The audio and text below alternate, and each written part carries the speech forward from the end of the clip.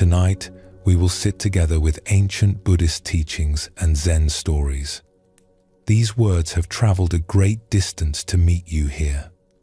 They have crossed mountains and rivers and passed through more than 2,000 years of human longing and wisdom. They come to you now not as lessons to be learned, but as gifts to be received. Like rain falling on soft earth, they ask nothing of you but your willingness to listen. Before we begin, feel free to share what time it is and where you're listening from. You do not need to grasp or hold on to anything tonight. Let the words wash over you like gentle water. Take what serves you. Release what does not. Trust that something deeper than your thinking mind knows exactly what you need. Take a slow, deep breath, and let's begin our journey together. There is a story that has been told for thousands of years.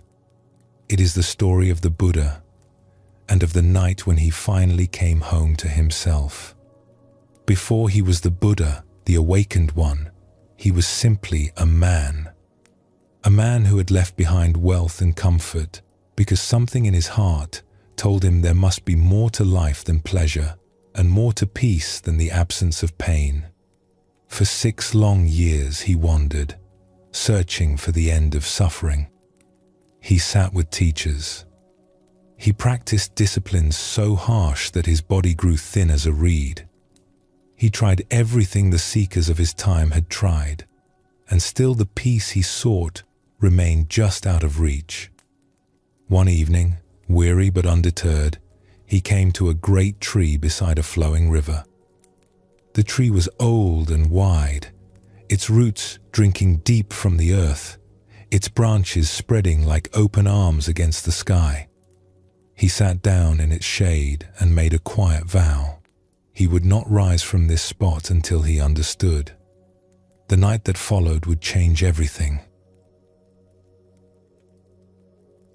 As darkness fell, the Buddha sat in stillness. His breath moved gently in and out. The sounds of the forest rose and fell around him, and his mind, like a lake disturbed by wind, began to show him everything it had been holding. Old fears arose like shadows. Old desires called to him with familiar voices. Memories of the life he had left behind played themselves out in vivid detail. The faces of those he loved, the comforts he had abandoned, the question that had haunted him since he first saw old age, sickness, and death. Is there no way beyond this suffering? He did not fight what arose. He did not try to push it away or grasp it tightly. He simply sat, present and patient, watching the movements of his own mind as one might watch clouds drifting across the face of the moon. Sometimes the clouds were dark and heavy. Sometimes they were light and swift. But behind them, always, the moon remained. The sky remained. The stillness at the heart of everything remained. Hours passed. The deepest part of the night came and went. The first faint light began to soften the eastern sky. And then, as the morning star appeared, something shifted. It was not like thunder. It was not like lightning. It was more like the moment when you finally see what has always been in front of you. A quiet recognition, a settling into place. The clouds parted, and he saw clearly what had been hidden in plain sight all along. He saw how the mind builds its own suffering, thought by thought, moment by moment. He saw the craving that drives this building, the endless reaching for what is pleasant and pushing away of what is not. And he saw that this craving can end. That peace is not something to be found somewhere else. It is here, now, always, waiting only for the grasping to stop. In that moment, he became the Buddha, the one who woke up, The first words that arose in his heart were words of quiet wonder. They came like a song, like a poem spoken to the dawn itself. "O house builder, you have now been seen. You shall build no house again. All your rafters are broken. Your ridgepole is destroyed. The mind has reached the unconditioned. Achieved is the end of craving." These words have been treasured for over 2,000 years. Let us sit with them now, letting them settle into us like stones settling into still water. O house builder, you have now been seen. What is this house? And who is the builder? The house is the sense of self we construct moment by moment. It is the feeling of being a separate someone, walled off from the rest of life, needing to protect and defend and acquire and become. We build this house with every thought of "I want," and "I fear," and "I am this," and "I am not that." We add rooms of memory and hallways of hope. We decorate with stories about our past and dreams about our future. Perhaps you can feel this house right now. The sense of being inside something. The boundary between you and the world. This feeling is so familiar, so constant, that we rarely question it. It seems as natural as breathing. But the Buddha saw something remarkable. He saw that this house has no foundation. It is built on empty air. It is made entirely of thoughts and feelings, arising and passing away, with nothing solid at the center. The builder keeps building, but what is built cannot last. It must be rebuilt again and again, moment after moment, a never-ending labor. You have now been seen, the Buddha said to this habit of building. You shall build no house again. This is not a threat or a battle cry. It is simply the recognition that when we truly see how we create our own suffering, the creation begins to slow. When we catch the builder at work, the builder's power fades. Not through force, but through the gentle light of awareness itself. The mind has reached the unconditioned. Achieved is the end of craving. The unconditioned. This is a word worth lingering over. Most of what we experience is conditioned. It arises because of something else. We feel happy because something pleasant happened. We feel sad because something was lost. We feel afraid because we imagine something threatening. Like links in a chain, one thing gives rise to the next, endlessly. This is the world of coming and going, of arising and passing away, of building and breaking down. But the Buddha touched something that is not part of this chain, something that does not depend on conditions, something that was never born and therefore can never cease. He called it the unconditioned, the deathless, nibbana. And he said that reaching this is the same as reaching the end of craving. Why would these two go together? Why would touching the unconditioned bring craving to an end? Imagine a traveler wandering through a desert, desperately thirsty. They see water shimmering in the distance. They run toward it. It disappears. They see it again, somewhere else. They run again. Again it vanishes. This is what craving is like. It promises satisfaction just ahead, but the satisfaction never truly arrives. Or if it does, it fades so quickly that soon we find ourselves running again. Now imagine that this same traveler stumbles upon a hidden spring. Cool, clear water, bubbling up from deep in the earth. They drink. They rest. They are satisfied. Not because they caught the mirage, but because they found something real. Something that was always there, waiting to be discovered. The unconditioned is like that spring. It is not another experience to chase after. It is the ground beneath all experiences, the stillness at the heart of all movement. When we touch it, even for a moment, the running stops. Not because we have forced ourselves to stop wanting, but because we have found what we were actually looking for all along.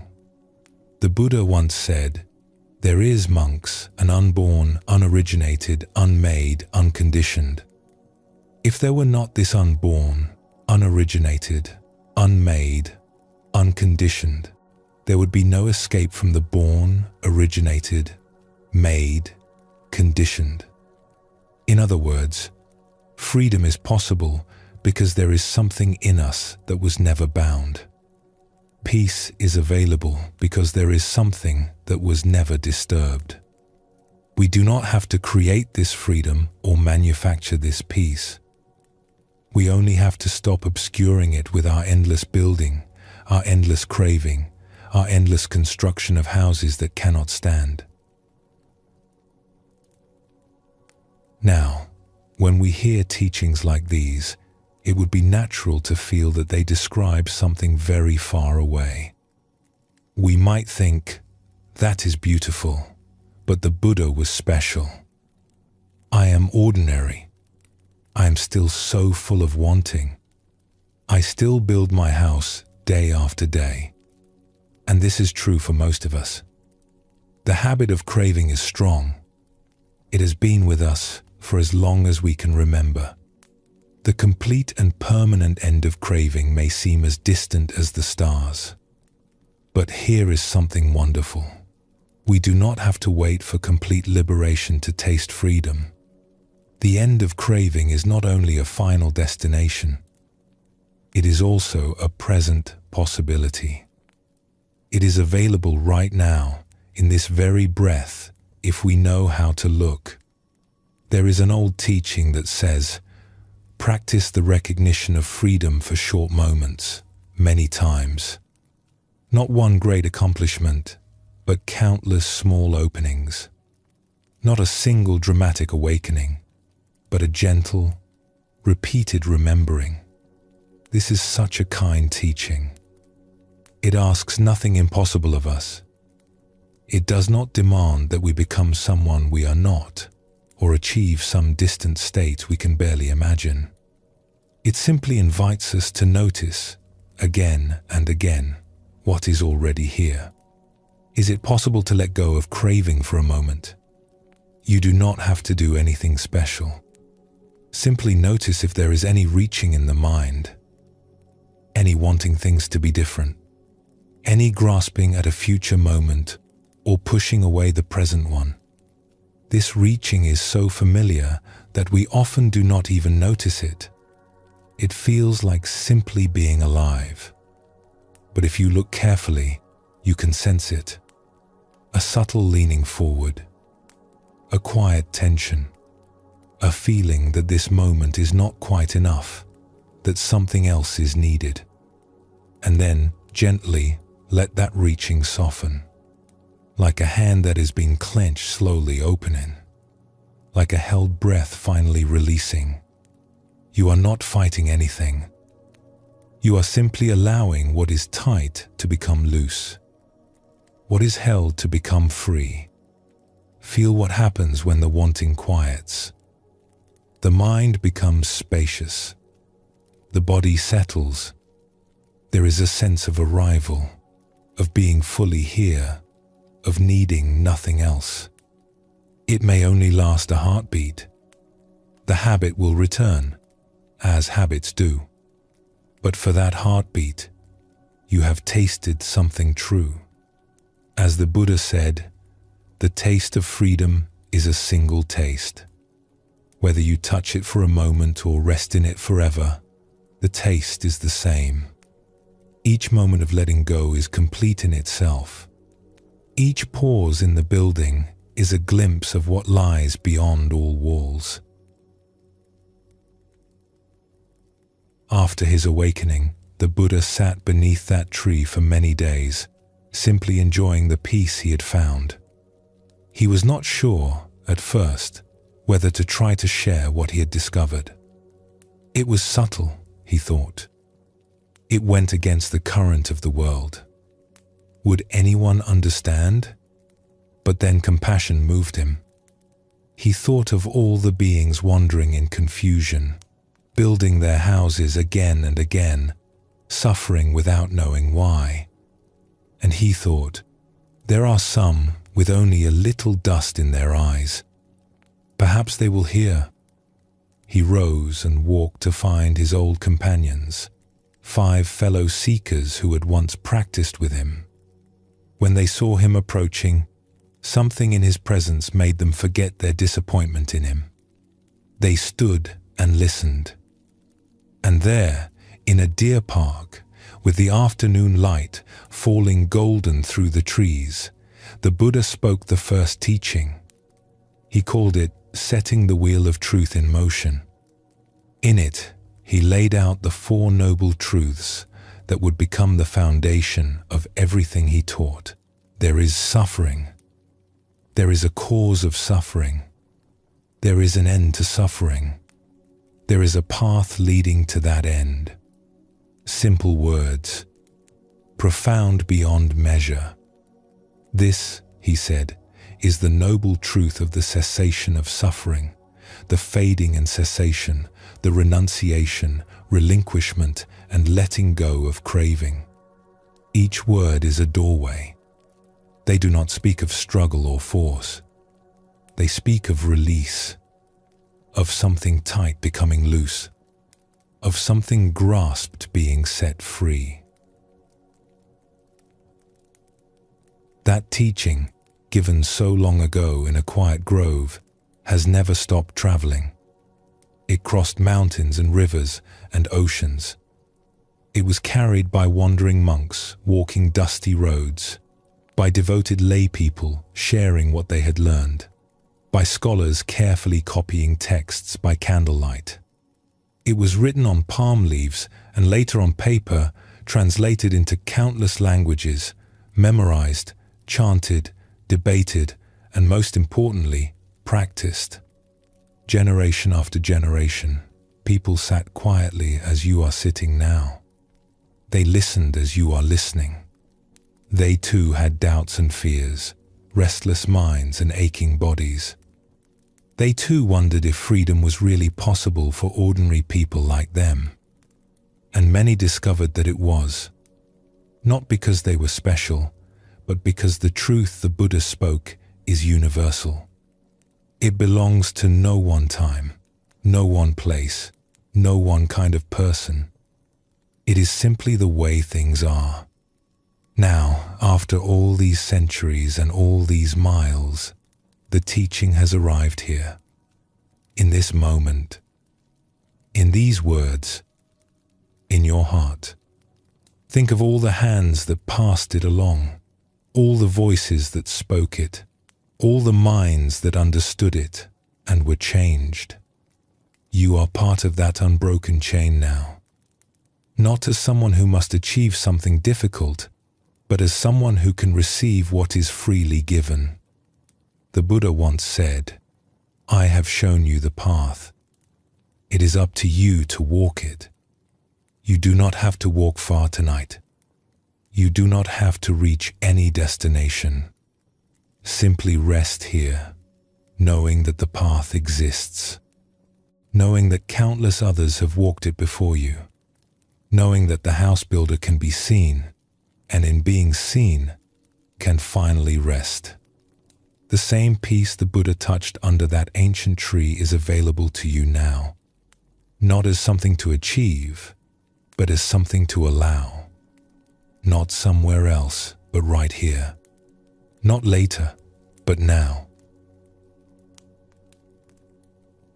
Let us rest in that possibility for a moment.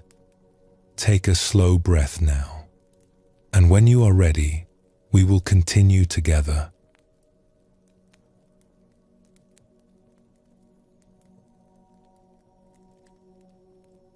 There is a story about a young monk who traveled a great distance to sit with an old teacher.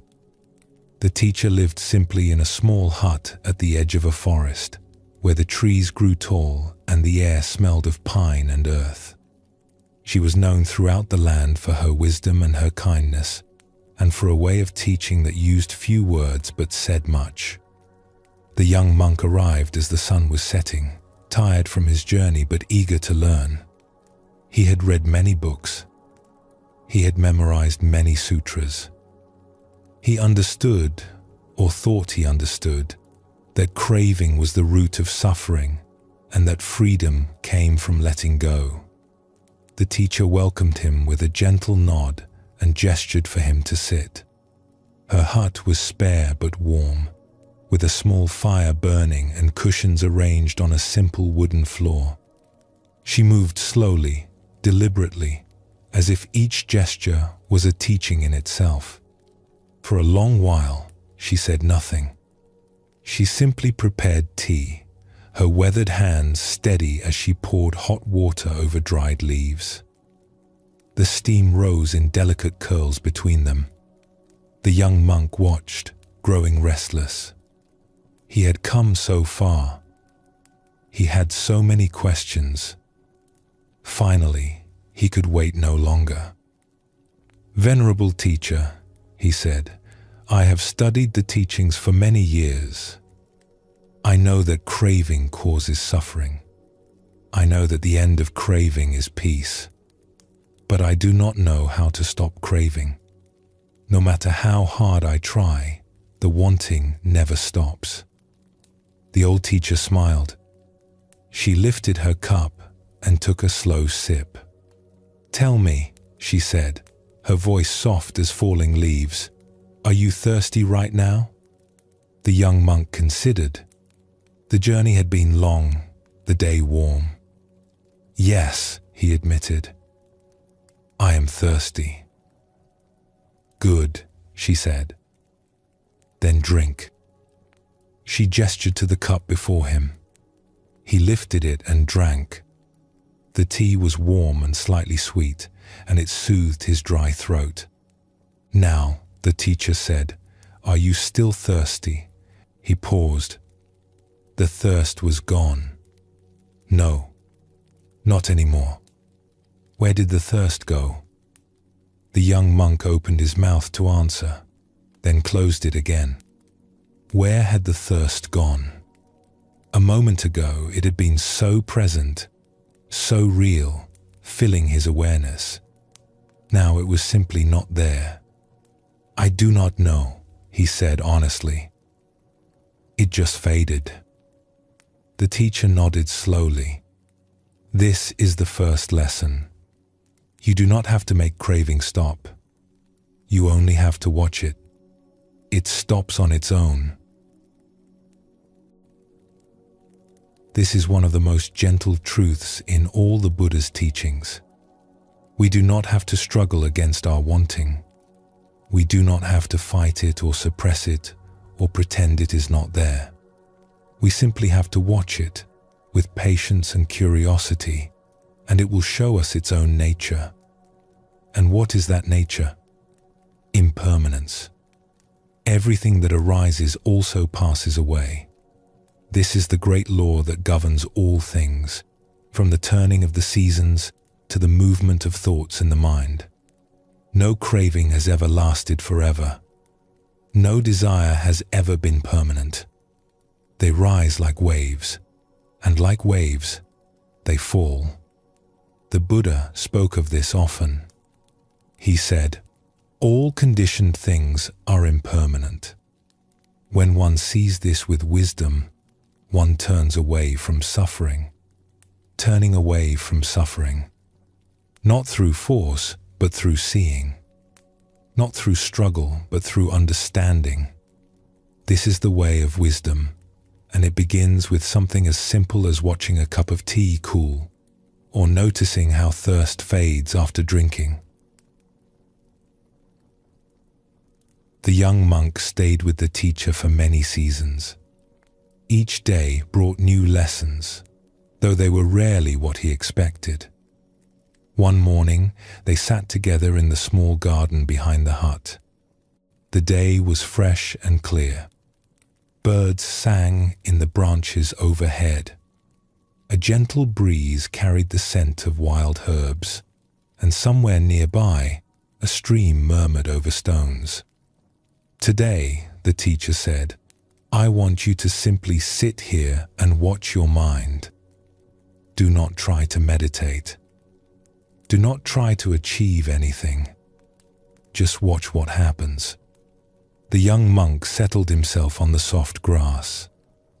At first, his mind was relatively quiet. He noticed the sounds around him, the warmth of the sun on his face. "This is easy," he thought. "I am peaceful." Then, gradually, a thought arose. It would be pleasant to have something to eat. He noticed the thought and gently let it go. A few moments later, another thought. "I wonder what the teacher thinks of my practice. Is she watching me? Am I doing well?" He noticed this too and tried to let it go, but it lingered. Then his knee began to ache. He wanted to shift his position. He wanted the ache to stop. This wanting grew stronger, filling his attention until he could think of nothing else. Finally, after what felt like a very long time, the teacher rang a small bell. "Tell me what you noticed," she said. The young monk sighed. "I noticed that my mind would not be still. First I wanted food. Then I wanted your approval. Then I wanted my knee to stop hurting. I am a poor student. I could not stop the wanting." The teacher laughed softly. It was a kind laugh, with no mockery in it. "You are an excellent student," she said. "You noticed the wanting. That is the whole practice. But I did not stop it. I did not ask you to stop it. I asked you to watch it." She paused.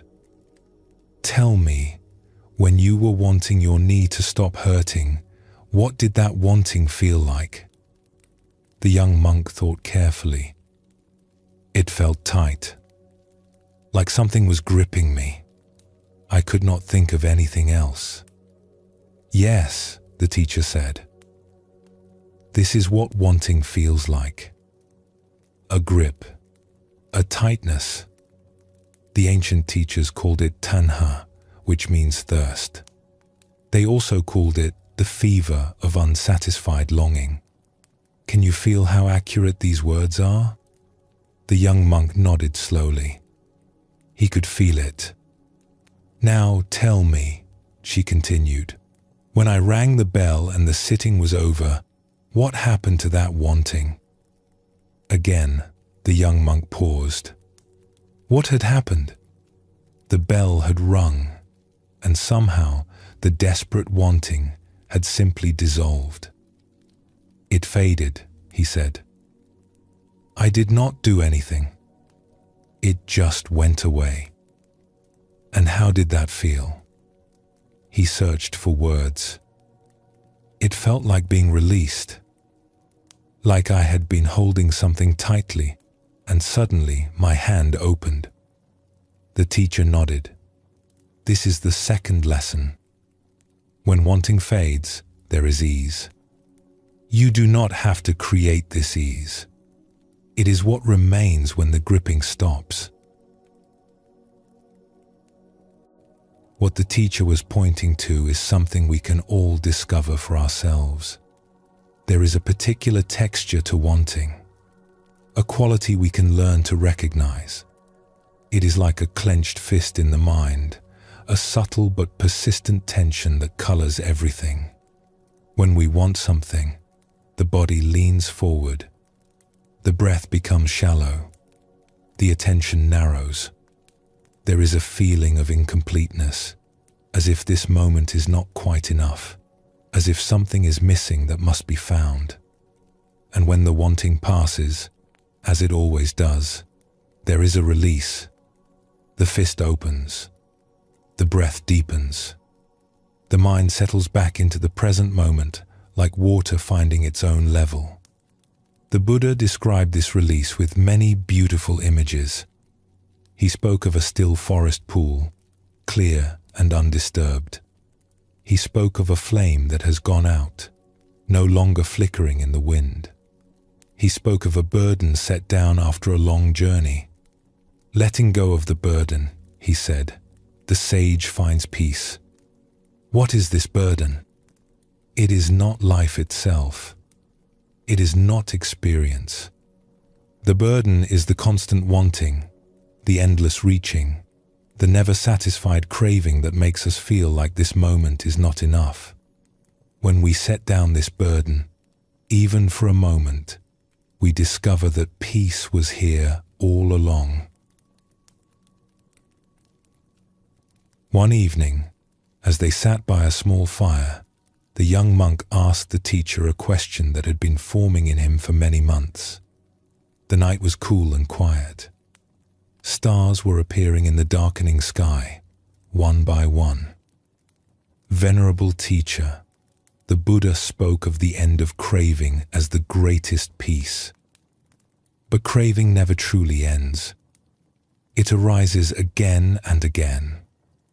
How can there be an end to something that keeps returning? The old teacher gazed into the fire. The flames danced and flickered, casting soft shadows on the walls of the hut. "Let me tell you something I learned many years ago," she said, "when I was young like you and just as confused." She drew her shawl closer around her shoulders. "I used to think that the end of craving meant reaching some final state where wanting would never arise again. I imagined it as a distant mountain peak, impossibly far away. I would walk the path for years, perhaps lifetimes, and someday I would arrive at that peak and never experience craving again." She paused to add a small branch to the fire. "Then one day, I was sitting in meditation and a desire arose. Something small. I do not even remember what it was, and I watched it as I had learned to do. I felt the grip, the tightness, and then, as I watched, it faded. It dissolved like mist in morning sunlight." Her voice softened, and in that moment of fading, I tasted something. A peace, a freedom. It was brief, just a few heartbeats, but it was real. And I realized something that changed my whole understanding. The young monk waited, barely breathing. "The end of craving is not only a final destination," the teacher said. "It is also a present possibility. We can taste it now, in this very moment, whenever craving releases its grip. Not forever, not completely, just for a moment. But that moment is real. That peace is genuine." She looked at him directly, her eyes bright in the firelight. "Do you understand? We do not have to wait for some distant achievement. We can practice the end of craving right now, for short moments, many times. Each taste is complete in itself." Short moments, many times. This is one of the most liberating teachings in all the traditions of awakening. It asks nothing impossible of us. It does not demand that we become different people or achieve extraordinary states. It simply invites us to notice, again and again, what is already here when we stop reaching. The Buddha himself pointed to this when he said, "There is no meditation for one who does not see clearly. There is no clear seeing for one who does not meditate. One who both sees clearly and meditates is close to peace." Seeing clearly is not something added to our experience. It is simply experience without the haze of craving, without the fog of grasping. When we stop reaching, even for a moment, the seeing becomes clear. The peace becomes evident. Not because we have created it, but because we have stopped obscuring it. This is available to all of us, not just to monks in forest huts, but to anyone willing to pause and look. The grip of wanting loosens many times each day, if only we notice. In the space between one thought and the next, in the moment of satisfaction after a meal, in the quiet before sleep. These small gaps are doorways. Each one offers a taste of freedom. The young monk carried this teaching with him for the rest of his life. In the years that followed, he would often remember that evening by the fire, the teacher's gentle voice, the dancing flames, the deep quiet of the forest. He learned to watch his wanting without struggle. When desire arose, he noticed it with curiosity. He felt the grip, the tightness, the leaning forward, and he waited patiently, knowing that it would pass. And when it passed, he rested in the ease that remained. Sometimes just for a breath, sometimes longer. But always, he tasted that simple peace, that natural freedom that had been there all along. He came to understand what the teacher had shown him. The peace we seek is not something we create. It is what we are when we stop disturbing ourselves. It is the stillness beneath the waves, the silence beneath the sound. It has been said, in the end, only 3 things matter: how much you loved, how gently you lived, how gracefully you let go of things not meant for you. Letting go. This is the heart of it. Not forcing, not struggling, not achieving. Simply letting go, again and again, and discovering what remains. Let us rest here for a moment. Feel the ease in your body. And when you are ready, we will continue together.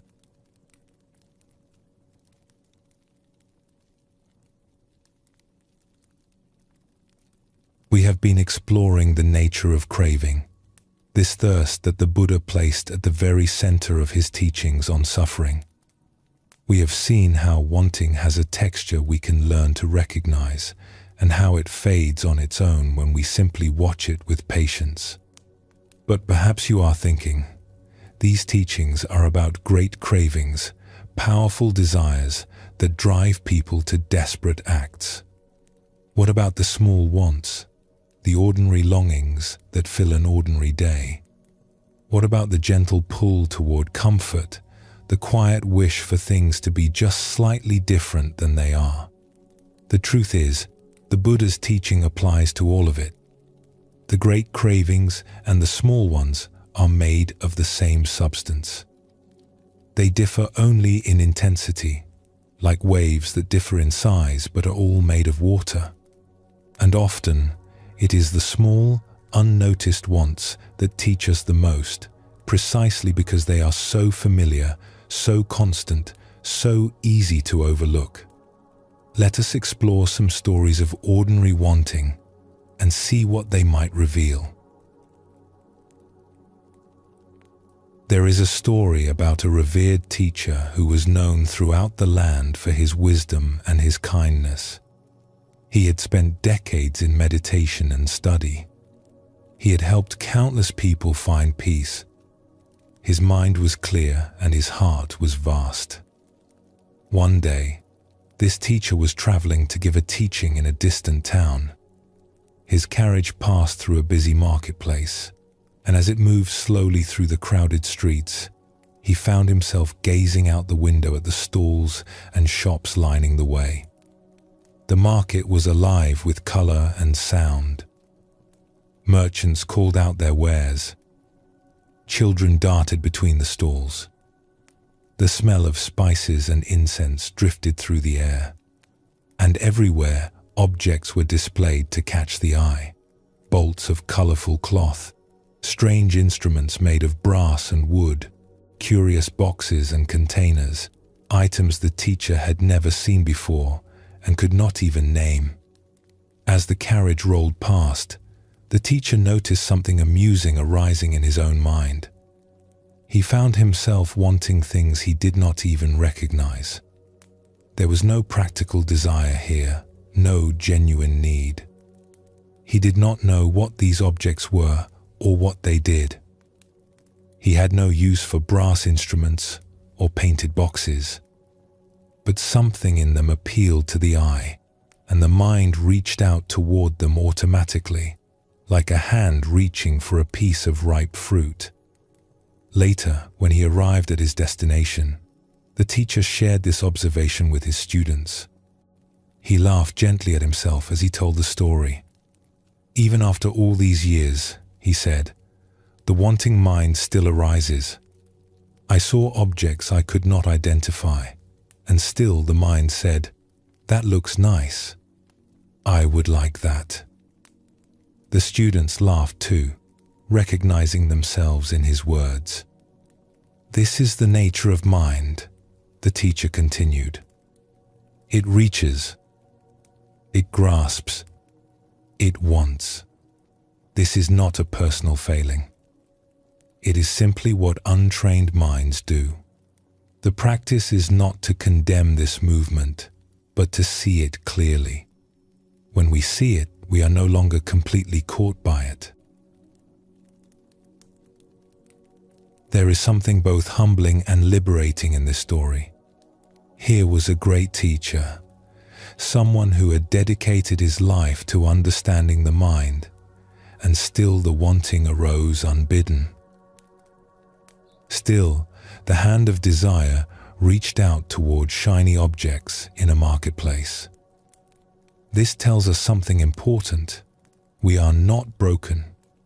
We are not uniquely afflicted. The movement of craving is universal, woven into the very fabric of how minds work.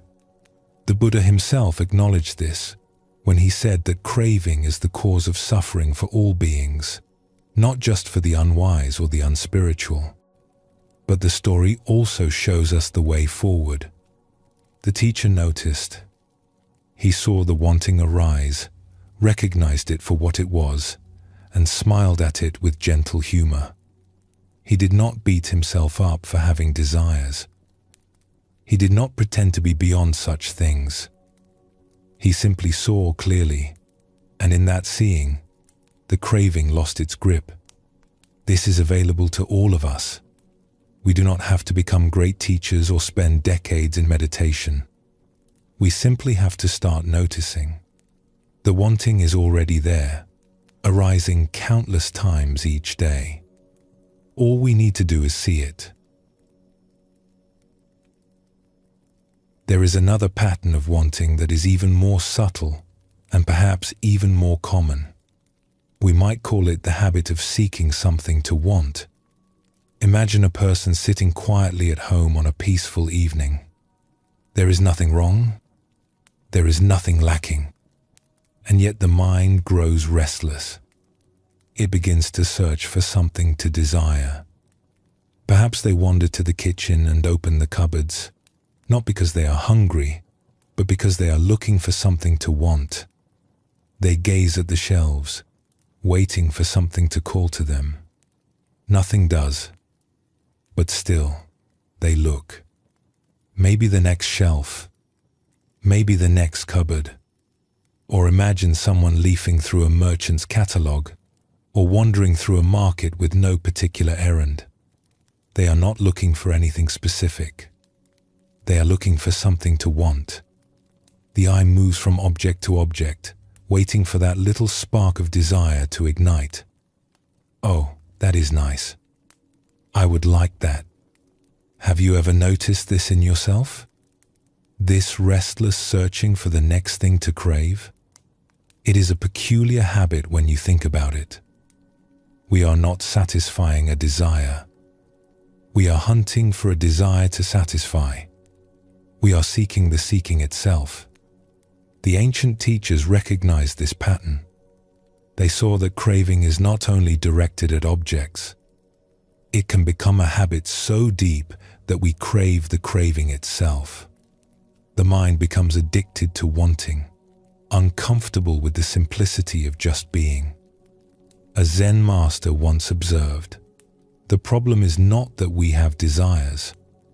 The problem is that we desire to have desires." This is worth sitting with for a moment. How much of our restlessness comes not from genuine needs, but from this habit of seeking something to want? When we are quiet, when nothing is wrong, when the moment is complete in itself, the mind may grow uncomfortable. It is not used to peace. It does not know what to do with stillness. And so it goes searching, looking for the next thing to reach toward, the next wave to ride. The Buddha spoke of this as the mind that proliferates. It takes one thing and spins it into many. It takes a simple moment and complicates it with wanting.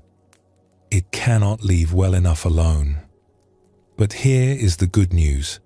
This habit, like all habits, can be seen. And when it is seen, it begins to loosen. We notice the restless searching. We feel the discomfort with simplicity.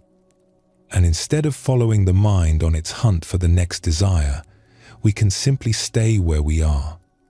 We can rest in the moment that is already complete.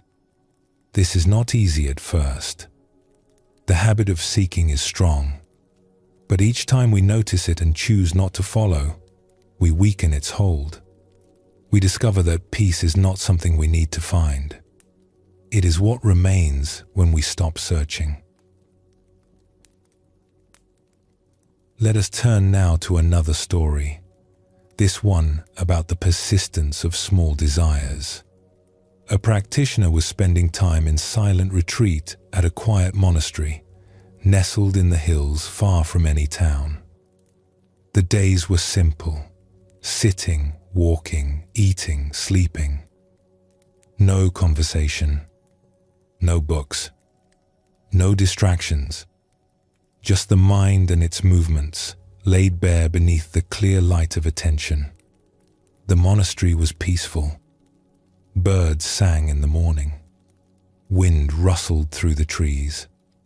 The food was plain but nourishing. There was nothing to do but practice, and nothing to want. Or so the practitioner thought. One afternoon, while sitting in meditation, a thought arose. A cup of tea would be nice. It was a small thought, gentle and reasonable. Tea was served at certain hours, and this was not one of them. But the thought had a pleasant quality, a warmth to it. The practitioner noticed it, labeled it as thinking, and returned attention to the breath. A few moments later, the thought returned. A cup of tea. Warm, comforting, perhaps with a little honey. The steam rising. The cup warm in the hands. Again, the practitioner noticed and let go. Returned to the breath. Felt the air moving in and out. But the thought kept coming back. 5 times. 10 times. 20 times. Each time it was noted and released, and each time it arose again, patient and persistent, like a small animal that keeps returning to a door, hoping to be let in. Finally, after what felt like hours of this gentle battle, the practitioner gave up and went to make tea. This story might make you smile. It is such a small desire, so harmless, so ordinary. A cup of tea. What could be more innocent? And yet there is something profound hidden in this simple account. The practitioner discovered that the power of wanting has nothing to do with the size or importance of what is wanted. A cup of tea can grip the mind just as tightly as any grand ambition. A small desire can have roots that reach very deep. This is because craving is not really about the object. It is about the movement of the mind, the reaching, the grasping, the sense that this moment is not enough, that something more is needed. Whether we reach for tea or for wealth, for comfort or for fame, the movement is the same. The Buddha pointed to this when he said, "It is not the external things that bind us. It is the internal craving for them." A cup of tea cannot bind anyone, but the wanting of the tea, the reaching and grasping and insisting, this can occupy the mind for hours. This can disturb a perfectly peaceful afternoon. This is the nature of craving. It is not the object that causes suffering, but the wanting itself. There is another teaching hidden in this story. The thought of tea arose, and the practitioner noted it and let go. And then it arose again, and again. This is how it is with practice. We do not let go once, and then we are free. We let go 100 times, 1,000 times, 10,000 times. Each arising is a new opportunity. Each letting go is a small freedom. We are not trying to achieve a state where wanting never arises.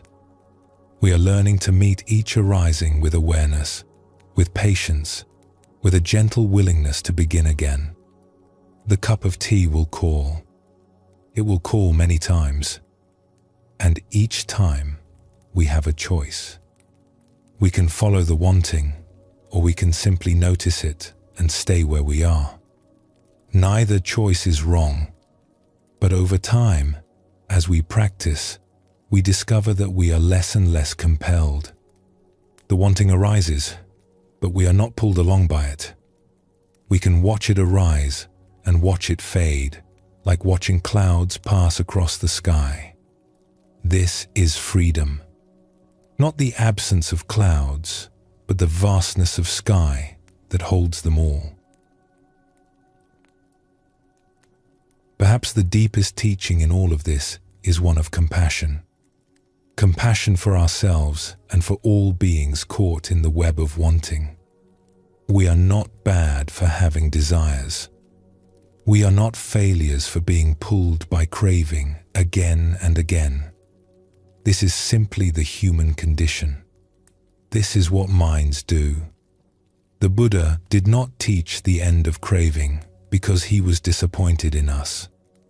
He taught it because he saw our suffering and wanted to show us the way out.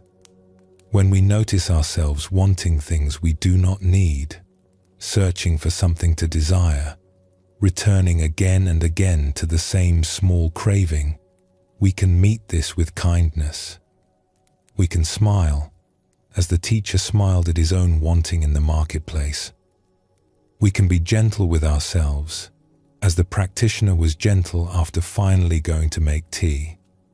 The Buddha said, "You yourself, as much as anybody in the entire universe, deserve your love and affection."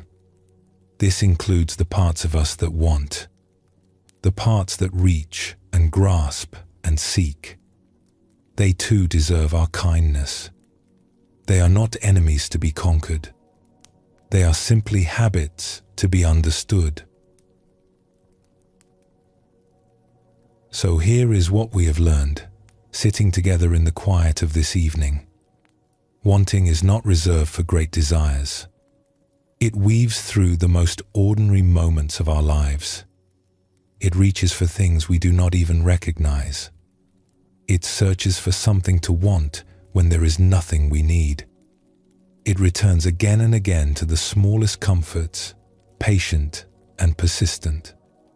And all of this is okay. All of this is simply the movement of mind, doing what it has learned to do. The practice is not to stop this movement. The practice is to see it, to notice, to bring the light of awareness to what has been happening in darkness.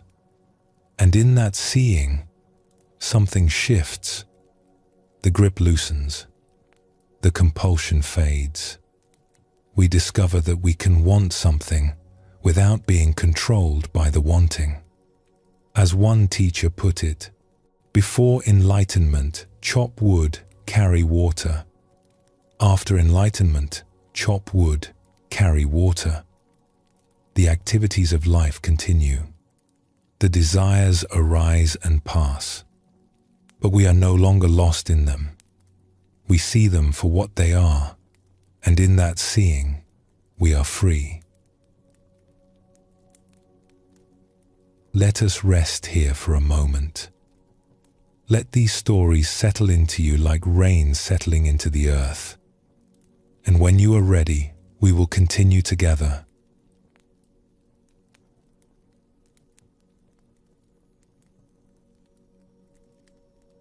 We have been sitting with stories of ordinary wanting, but there is a question we have not yet asked, a question that lies beneath all of this. Why do we keep wanting? If craving brings suffering, if the grip of desire is uncomfortable, if the fever of longing disturbs our peace, why do we return to it again and again?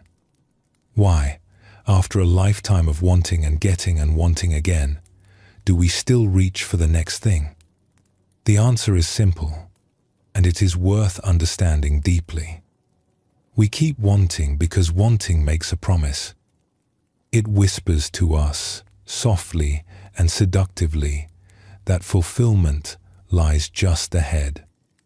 That happiness is waiting in the next experience, the next possession, the next achievement. That this time, finally, we will be satisfied. This is the voice of craving, and it is very convincing. There is a story about a traveler walking through a vast desert. The sun beat down mercilessly, and the heat rose from the sand in shimmering waves. The desert stretched in every direction, endless and the same, golden dunes rolling like frozen waves beneath a burning sky. The traveler had been walking for many days, and thirst had become a constant companion, a dry ache that never quite left. Then, on the horizon, the traveler saw something shimmering. Water, a lake, blue and cool, waiting just ahead. Palm trees seemed to sway at its edges. The traveler's heart leaped with hope, and weary legs found new strength. Just a little further, just a little more, and then rest, and then satisfaction, and then, finally, peace. But as the traveler drew closer, the lake receded. It was always just ahead, always just out of reach. The palm trees dissolved into heat and light. The shimmering water was not water at all, but a trick of light and air, a mirage, an empty promise painted on the sky. Still, the traveler kept walking toward it. What else was there to do? The mirage was the only promise of relief in all that emptiness. Even knowing it might not be real, the traveler followed it across the burning sand, step after step, hope after hope.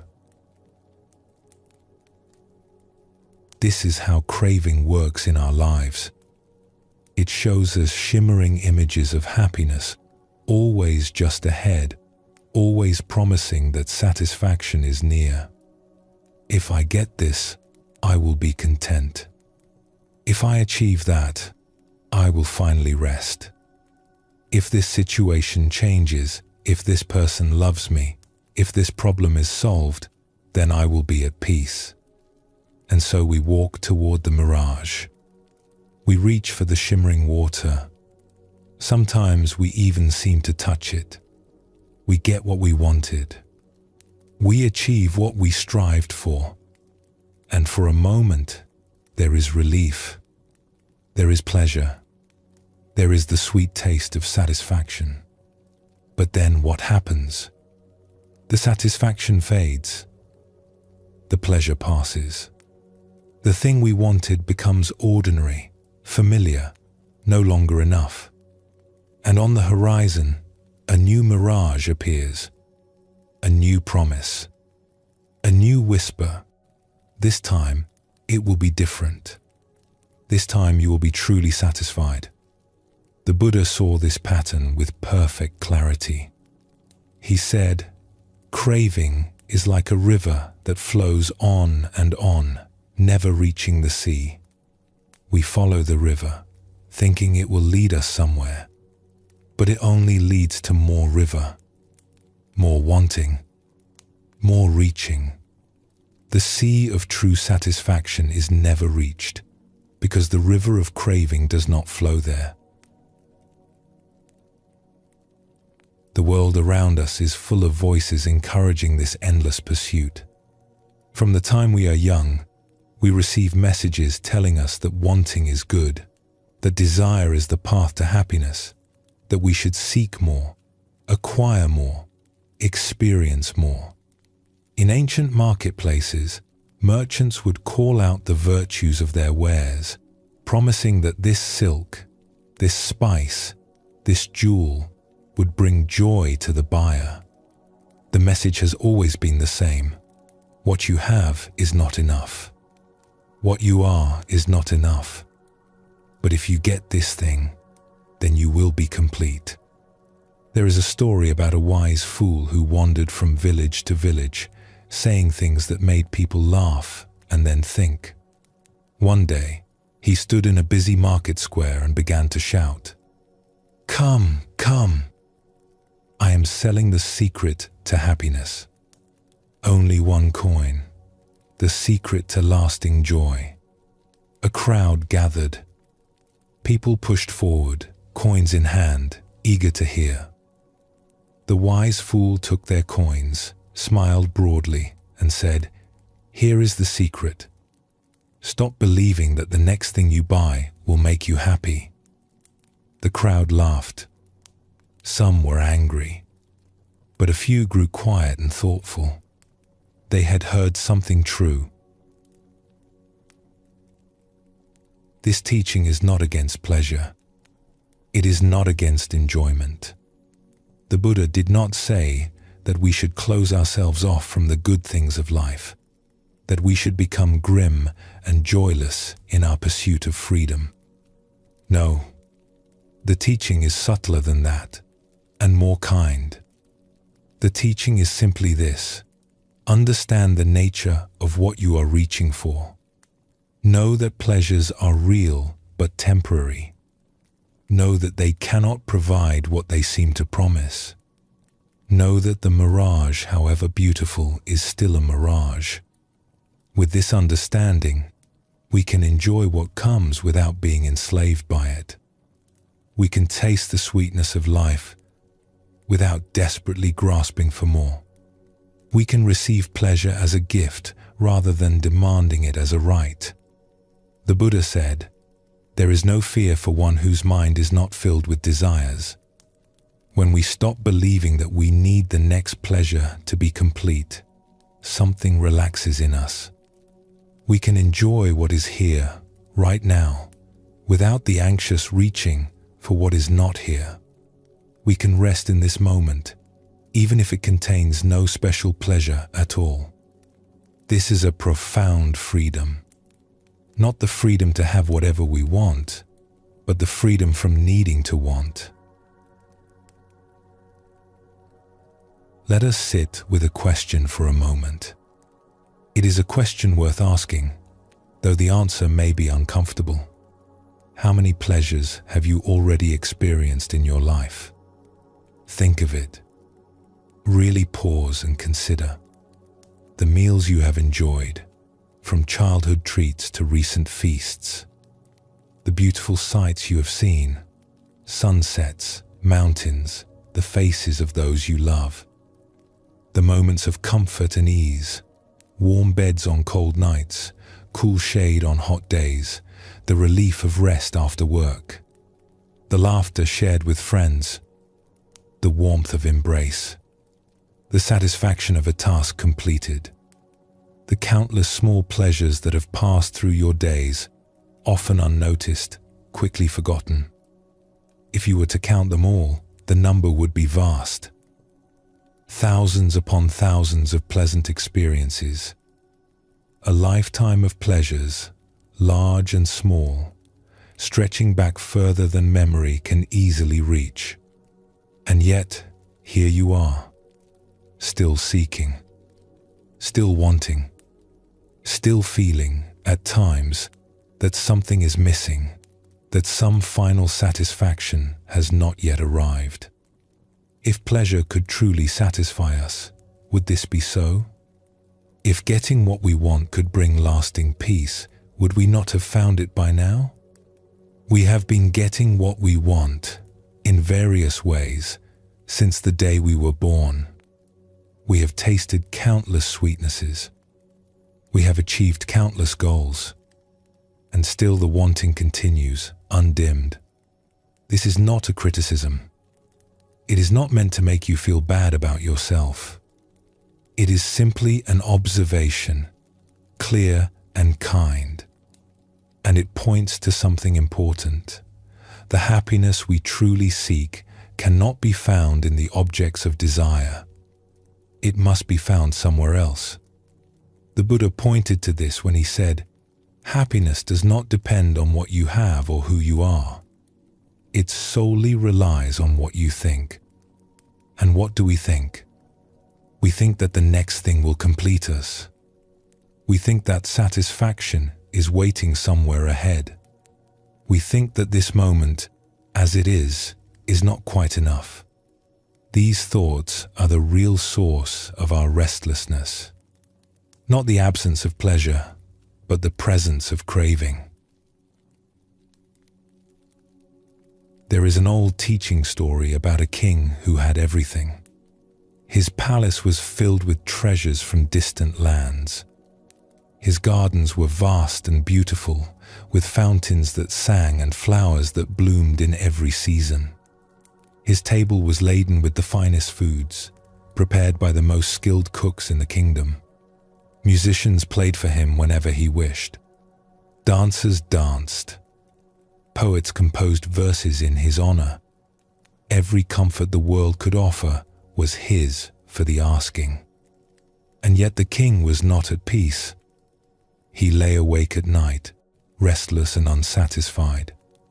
He wandered his magnificent gardens feeling empty. He ate the finest dishes and tasted nothing.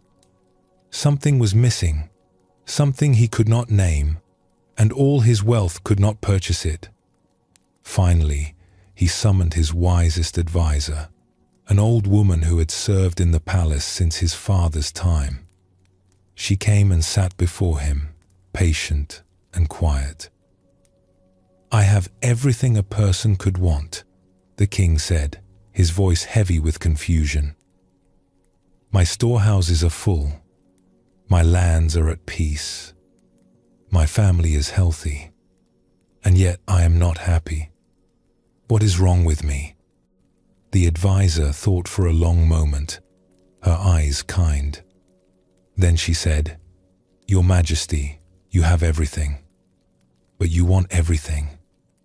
The having is not the problem. The wanting is." The king frowned. "But if I stop wanting, will I not become dull and lifeless? Will I not lose my passion, my drive? Is it not desire that moves us through life?" "No," said the advisor gently. "You will lose only your suffering. The flowers in your garden will still be beautiful, perhaps more beautiful than before. The food on your table will still nourish you, but you will enjoy them freely, without the fear of losing them and without the hunger for more. This is the secret the sages have always known. This is the peace that passes all understanding." The king sat with these words for a long time. He was not sure he understood, but something in them rang true, like a bell struck in a quiet room. This story points to a delicate balance that the Buddha's teaching invites us to find. We are not asked to reject the world or to punish ourselves with austerity.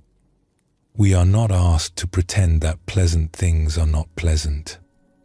We are simply asked to see clearly. Pleasant experiences are pleasant. This is true. But they are also impermanent. They arise, they linger briefly, and they pass away. If we cling to them, if we demand that they stay, if we believe that we cannot be happy without them, then we suffer. Not because the pleasures are bad, but because our relationship to them is confused.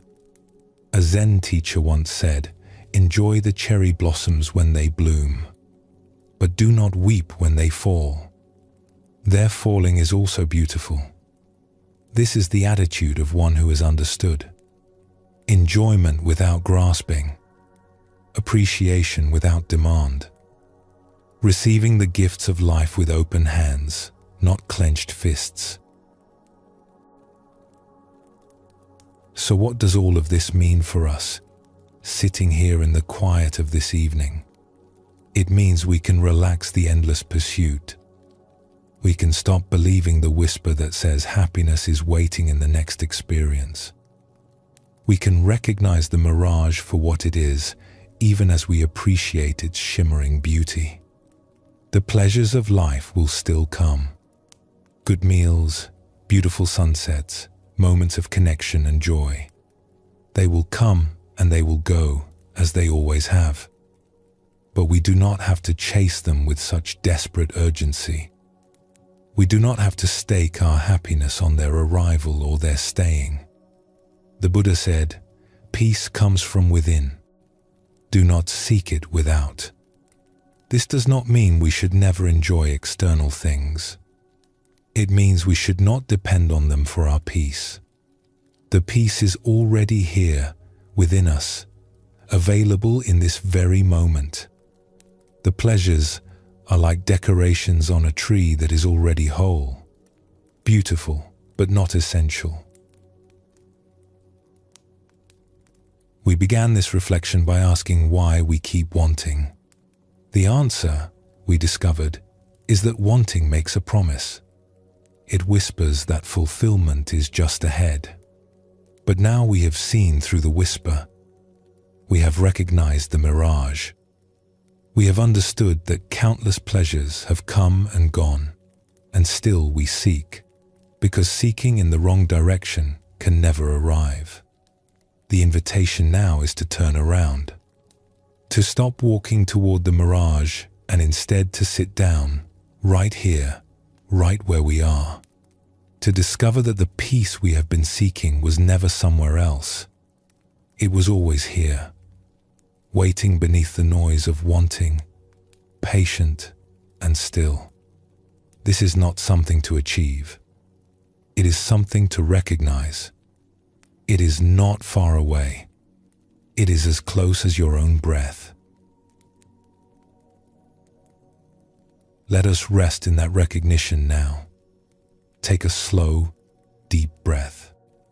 And when you are ready, we will continue together.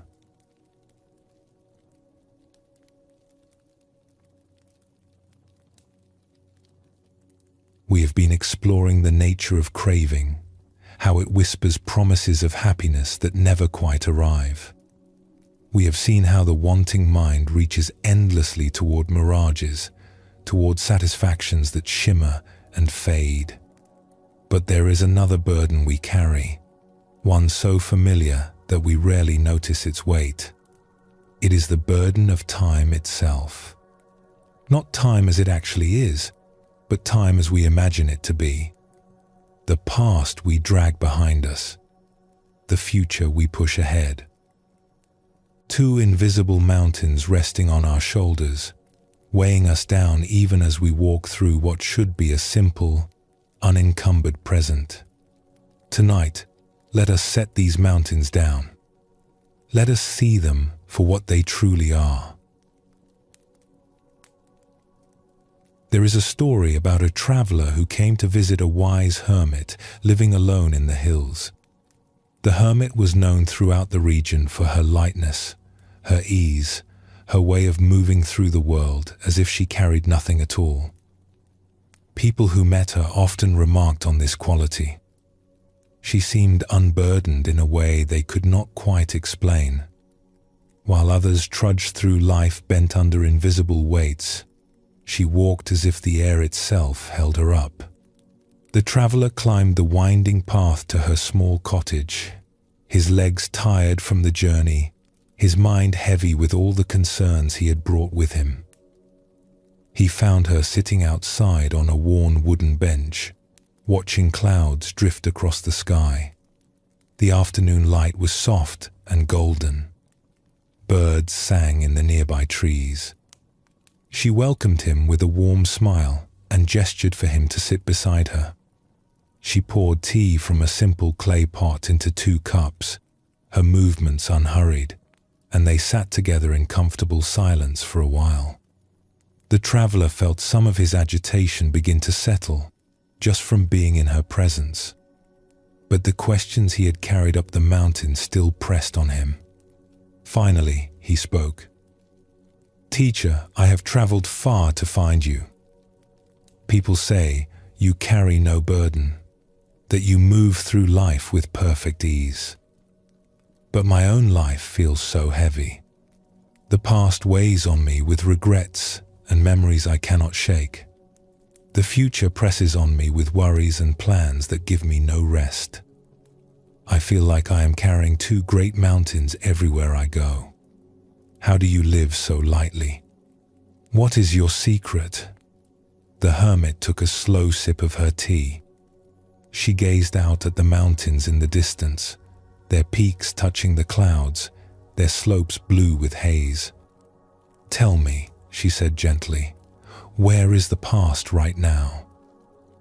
The traveler frowned. "What do you mean?" "The past is behind me. It is everything that has already happened." "Yes, but where is it? Can you show it to me? Can you point to it?" The traveler looked around, confused. He pointed vaguely behind him. "It is back there. In time. In memory." "In memory," the hermit repeated gently. "And where is memory?" The traveler paused. "Memory is in my mind. It is thoughts about what happened before." "So the past is thoughts," the hermit said. "Thoughts arising now, in this present moment. Is that not so?" The traveler sat with this. It was true. When he remembered the past, he was having thoughts. Those thoughts were happening now, not then. The past itself was nowhere to be found. Only the thinking about it was real, and the thinking was always present. And the future? The hermit continued. "Where is that?" "Ahead of me," the traveler said, but his voice was uncertain now. "In time. In my plans and worries. In your plans and worries. And where are those?" Again, the traveler paused. His plans were thoughts.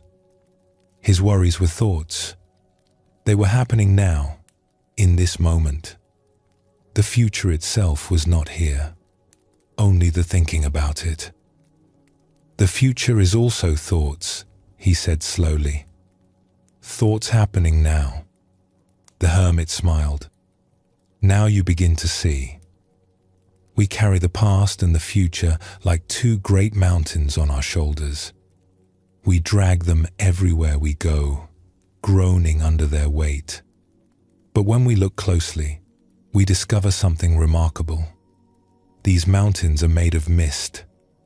They are made of thoughts, arising and passing in this present moment, as light and insubstantial as clouds." This teaching is one of the most liberating in all the Buddha's path. It does not require years of practice or special abilities. It simply requires a willingness to look, to see what is actually happening in our experience. When do we ever experience the past? Only now. A memory arises, and we are having that memory in this present moment. We label it past and toss it behind us, as if it exists back there somewhere, a real place we came from. But it does not exist back there. It exists only as a present moment thought. When do we ever experience the future? Only now. An anticipation arises, a worry, a plan, and we are having that thought in this present moment. We label it future and project it ahead of us, as if it exists out there somewhere, a real place we are heading toward. But it does not exist out there. It exists only as a present moment thought. The Buddha pointed to this when he said, "Do not dwell in the past. Do not dream of the future. Concentrate the mind on the present moment." This is not merely advice about where to place our attention.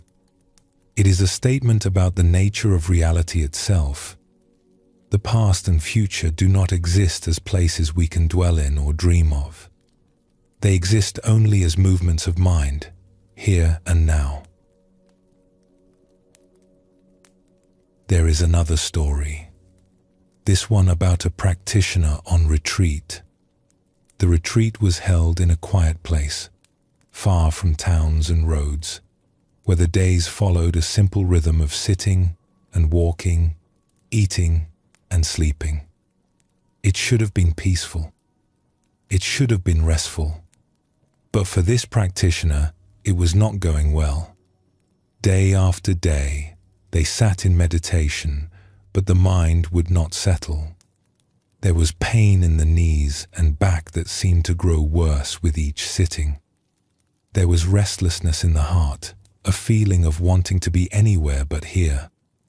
And there was an endless parade of thoughts that would not be quieted, no matter how many times attention was brought back to the breath. Boredom came in waves. Frustration followed close behind. By the fourth day, the practitioner was seriously considering leaving. What was the point of all this suffering? During a particularly difficult sitting on that fourth afternoon, a thought arose. It was a simple thought, almost casual. 4 more days of this. Such a small thought. Just 4 words. But the effect was immediate and crushing. The practitioner felt the weight of those 4 days land on their shoulders like a physical burden. They could feel it pressing down, making the breath shallow, making the body tense. 4 more days of this pain. 4 more days of this boredom. 4 more days of this struggle. The mind projected forward into all that imagined suffering, and despair settled in like a thick fog. The sitting became unbearable. The practitioner could barely breathe under the weight of those imagined days. Everything felt hopeless, pointless, too hard to continue. Tears of frustration pressed behind closed eyes. And then, something shifted. In a moment of clarity, the practitioner saw what had happened. A thought had arisen. Just a thought. 4 more days. And the mind had taken that thought and built it into a mountain, a vast and terrible future filled with suffering. But the future was not here. Only the thought was here. Only these 4 small words, arising and passing like any other thought. The practitioner looked at the thought with fresh eyes. 4 more days. It was just sounds in the mind. Just a brief movement of mental energy. It had no weight, no substance, no power except what was given to it. And in that seeing, the mountain dissolved. The weight lifted. There were no 4 more days. There was only this moment, this breath, this sitting. And this moment was manageable. This moment was actually quite simple. The practitioner began to laugh softly. Such a small thing, such an obvious truth, and yet it changed everything. Perhaps you have had experiences like this. A thought about the future arises, and suddenly you are carrying the weight of days or weeks or years that have not yet come. A thought about the past arises, and suddenly you are dragging behind you all the regrets and sorrows of a lifetime. But here is the liberating truth. You have never actually experienced the past or the future. You have only ever experienced this moment. The past and future are stories the mind tells, elaborate constructions made of thought, projected backward and forward in time. They feel real because we have been believing them for so long. But when we look directly, we find only now.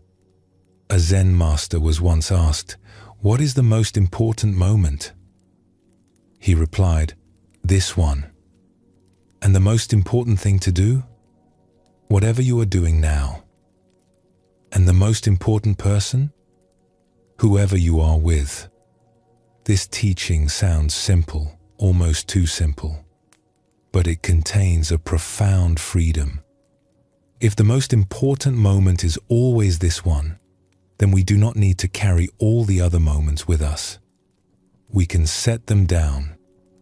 We can travel light.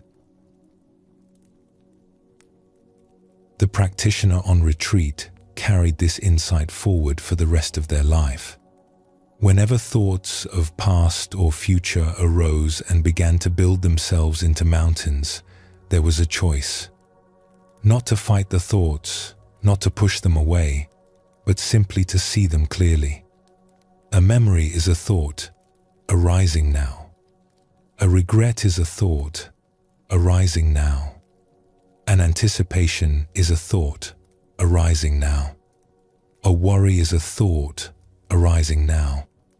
And a thought in the present moment is very light.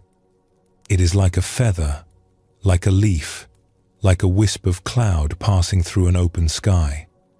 It has no power to burden us unless we believe it is something more than it is. The Buddha taught, "Nothing is worth holding on to." This includes our stories about the past. This includes our dreams and fears about the future. This includes even our ideas about what this present moment should be. All of it can be released. All of it can be set down. And when we set it down, we discover that we have been carrying unnecessary weight for a very long time. We discover that traveling light is possible. We discover that peace has been waiting for us, here all along, beneath the burden we no longer need to bear. So here is the invitation, gentle and clear. Notice when the mind travels to the past. Notice when it travels to the future. See these journeys for what they are, movements of thought, happening now, in this present moment. The past is not back there. The future is not out ahead. Both are here, as thoughts, light and passing. You do not have to stop these thoughts. You do not have to struggle against them. Simply see them. Recognize them. Know them for what they are. And in that knowing, feel the mountains begin to dissolve. Feel the mist thin and blow away. Feel the lightness that comes when you realize you have been carrying nothing real. The Buddha said, "In the end, these things matter most. How well did you love? How fully did you live? How deeply did you let go? How deeply did you let go?" This is the question that matters. Not how much we accumulated or achieved, but how completely we released. how thoroughly we set down the burden, how willingly we crossed over to the further shore. Let us rest here for a moment, in this lightness. There is nowhere to go, nothing to carry, nothing to become. And when you are ready, we will continue together, moving deeper into these ancient and gentle teachings.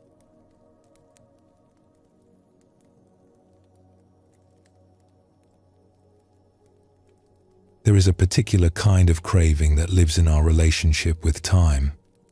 The Buddha called it the craving for becoming. It is subtler than the desire for pleasant experiences, quieter than the obvious wanting we explored earlier. But it runs very deep, like an underground river shaping the landscape above without ever being seen. Tonight, let us follow this river to its source. Let us see how we create ourselves, again and again, in the theater of our own minds. There is a story about a merchant who was known throughout his town for his constant planning. From the moment he woke until the moment he slept, his mind was busy with the future.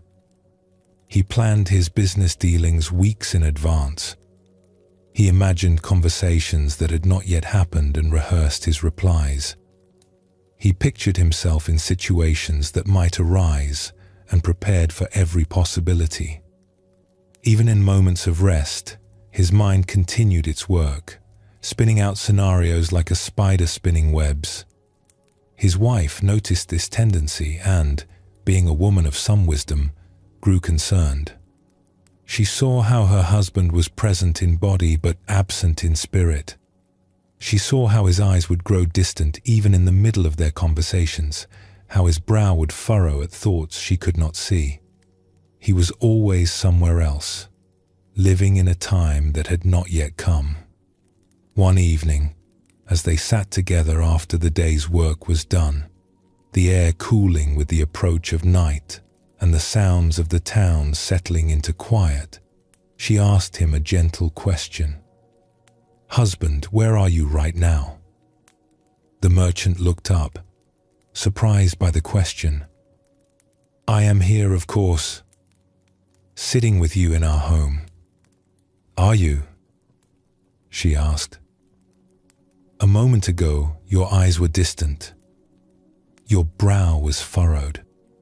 You were not here with me at all.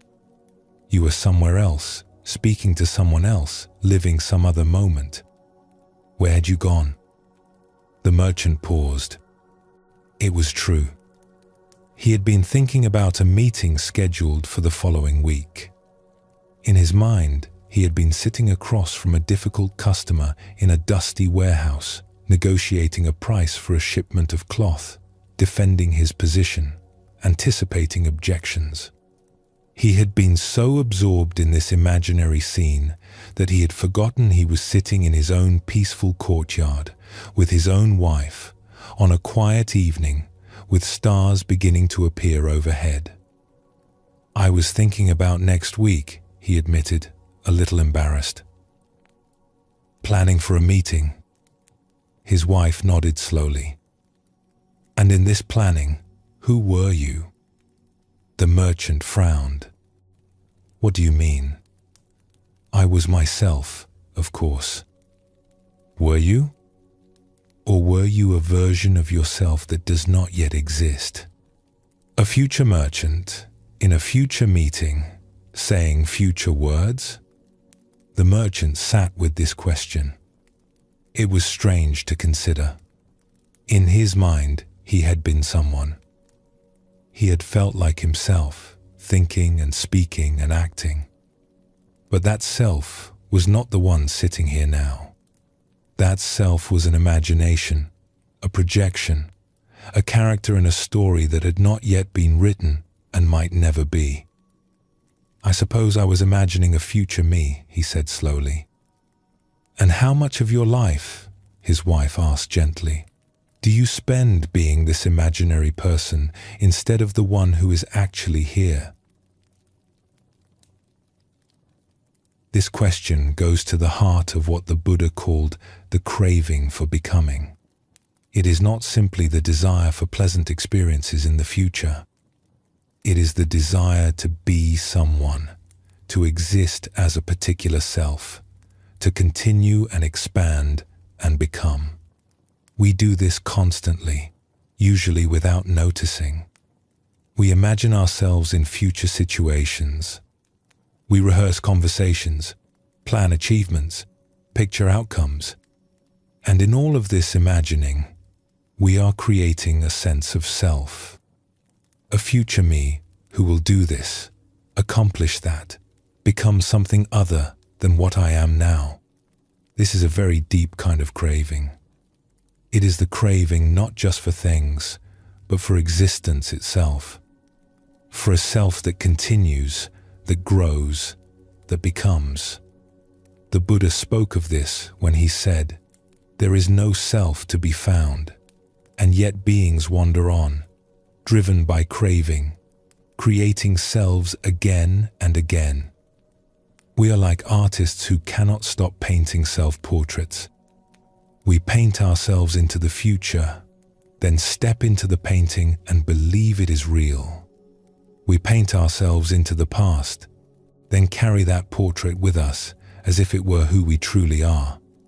And all the while, the actual present moment, the only place where life is actually happening, goes unnoticed. Let us return to our merchant and his wife, for their conversation continued. The merchant had grown quiet after his wife's question. He was a thoughtful man, despite his busy mind, and he recognized the truth in what she was pointing toward. But something troubled him. "If I do not plan," he said, "how will I conduct my business? How will I prepare for what is to come? Surely some thinking about the future is necessary." His wife smiled. "Of course it is. I am not suggesting you abandon all planning. The rice must be planted in spring if it is to be harvested in autumn. The roof must be repaired before the rains come. This is simple wisdom." She paused, choosing her words carefully. "But there is a difference between planning and being lost in planning. When you repair the roof, you know you are repairing the roof. You do not forget that you are standing on a ladder in the present moment. But when you plan in your mind, you often forget where you are. You become the future person so completely that the present person disappears." The merchant nodded slowly. This was true. When he was physically doing something, he knew he was doing it. But when he was mentally planning, he lost himself entirely. He became the character in his own imagination. "So what should I do?" he asked. "Notice," his wife said simply. "When you find yourself living in the future, notice it. Feel your feet on the ground. Feel the breath in your body. Remember that you are here, now, imagining. You are not actually there, then, doing. This simple remembering changes everything." This is the practice the Buddha offered. It is contained in a single instruction, deceptively simple, endlessly deep. Not reviving the past. Not hoping to be in the future. Instead, with insight, see each arising state. Not reviving the past. When memories come, let them come and let them go. Do not climb into them and live there. Do not become the past self again and again. Not hoping to be in the future. When plans and fantasies arise, let them arise and let them pass. Do not climb into them and live there. Do not become the future self again and again. Instead, with insight, see each arising state. Stay here. Stay present. Watch the movements of mind as they happen, without being swept away by them. Know a thought as a thought. Know a plan as a plan. Know a memory as a memory. And remain rooted in this moment, where life is actually taking place. This does not mean we never think about past or future. It means we know when we are thinking about them. We do not disappear into the dream. We do not forget that we are the dreamer. A Zen teacher put it this way: when walking, just walk. When sitting, just sit. Above all, do not wobble. The wobbling is the going back and forth between here and there, between now and then, between the self that is and the self we imagine. When we stop wobbling, we discover a steadiness we did not know was possible. We discover the peace of simply being what we are, where we are, without the endless project of becoming something else. There is another dimension to this craving for becoming that is worth exploring.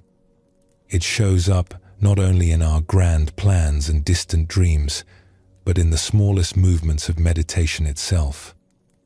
It is so subtle that many practitioners never notice it, even after years of sitting. A practitioner once described this experience to a teacher.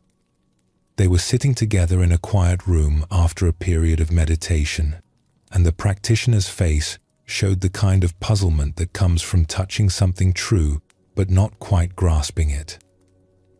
When I sit in meditation, the practitioner said, I notice a strange thing. I am with the breath, feeling the air move in and out, and yet there is a subtle leaning forward. It is hard to describe. It is as if I am with this breath in order to feel the next breath. I am with this moment in order to get to the next moment. I am present, yes, but I am present in order to become something. In order to get somewhere, there is a kind of waiting in it, a kind of expectation. The teacher nodded slowly. This was a familiar observation and an important one. This is very subtle, the teacher said, and very important to see. You have noticed what might be called the in order to mind. It is always doing one thing in order to get something else. It is never simply here. It is always using here as a stepping stone to there. Even in meditation, even in the midst of practice, it is trying to become peaceful rather than simply being at peace. But is that not how everything works? The practitioner asked. We breathe in so that we can breathe out. We eat so that we can have energy. We practice so that we can awaken. One thing leads to another. Is that not simply the way of things? On a practical level, yes, the teacher said. But the in order to mind is not practical. It is a kind of craving dressed up as wisdom. It thinks that peace is somewhere ahead, in the next breath, in the next moment, in the next experience. And so it never rests. It never arrives. It is always on the way, always leaning forward, always becoming, but never being. The teacher paused, letting this sink in. Outside, birds sang in the garden. Light fell softly through the window. The great secret, he continued, is that peace is not somewhere ahead. It is not waiting in the next breath or the next moment. It is here, in this breath, in this moment, or it is nowhere at all. When you stop leaning forward, when you stop doing this in order to get that, you discover that there is nowhere to go. You have already arrived. You have always been here. The search was the only thing preventing you from finding what you sought. This is perhaps the deepest teaching about craving for becoming. We spend our lives trying to arrive somewhere, trying to become something, trying to reach a state or achieve a goal that will finally allow us to rest. But the arriving can only happen now. The rest is only available here. The Buddha expressed this with characteristic simplicity. The past is already gone. The future is not yet here. There is only one moment for you to live, and that is the present moment. If we cannot rest in this moment, we will never rest. If we cannot be at peace with this breath, we will never be at peace. The future holds no peace that is not already available now. The becoming we long for cannot give us what simple being already offers. This is not a teaching about giving up our dreams or abandoning our plans. It is a teaching about where we place our center of gravity. Are we living from here, reaching out toward there when necessary? Or are we living in there, always grasping for a future that never comes? When our center is here, in this moment, in this breath, in this simple presence, then planning becomes light and easy. We think about tomorrow and return to today. We prepare for what is coming and rest in what is here. We imagine future selves without forgetting the self that is actually present. This is freedom. Not freedom from doing or thinking or planning, but freedom from being lost. Freedom from the endless becoming that never arrives.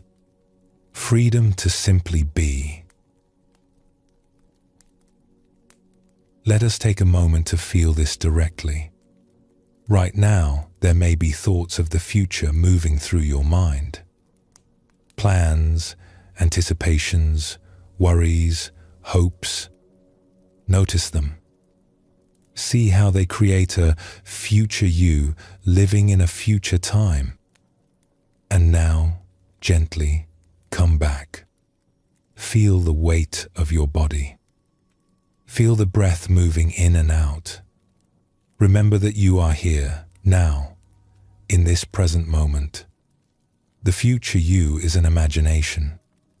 The present you is real. There is nothing wrong with the imagination.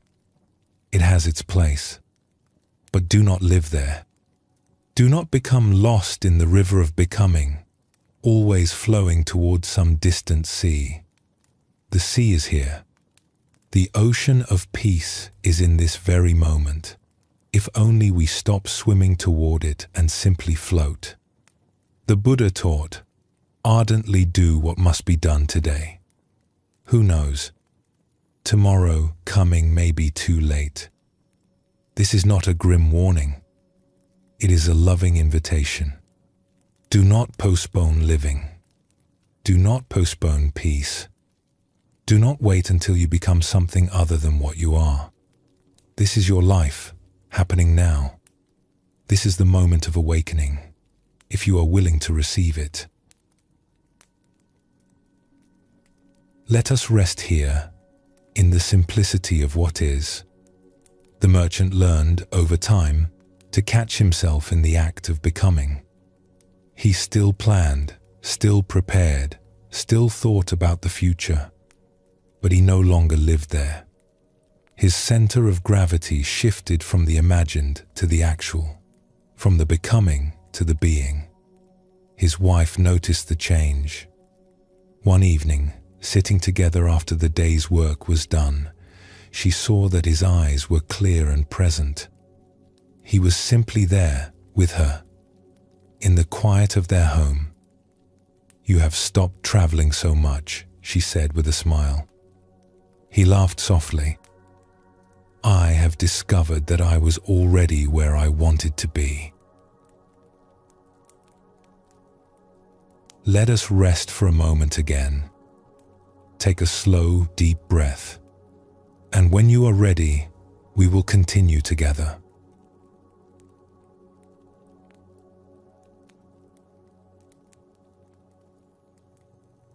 We have traveled far together through these gentle teachings.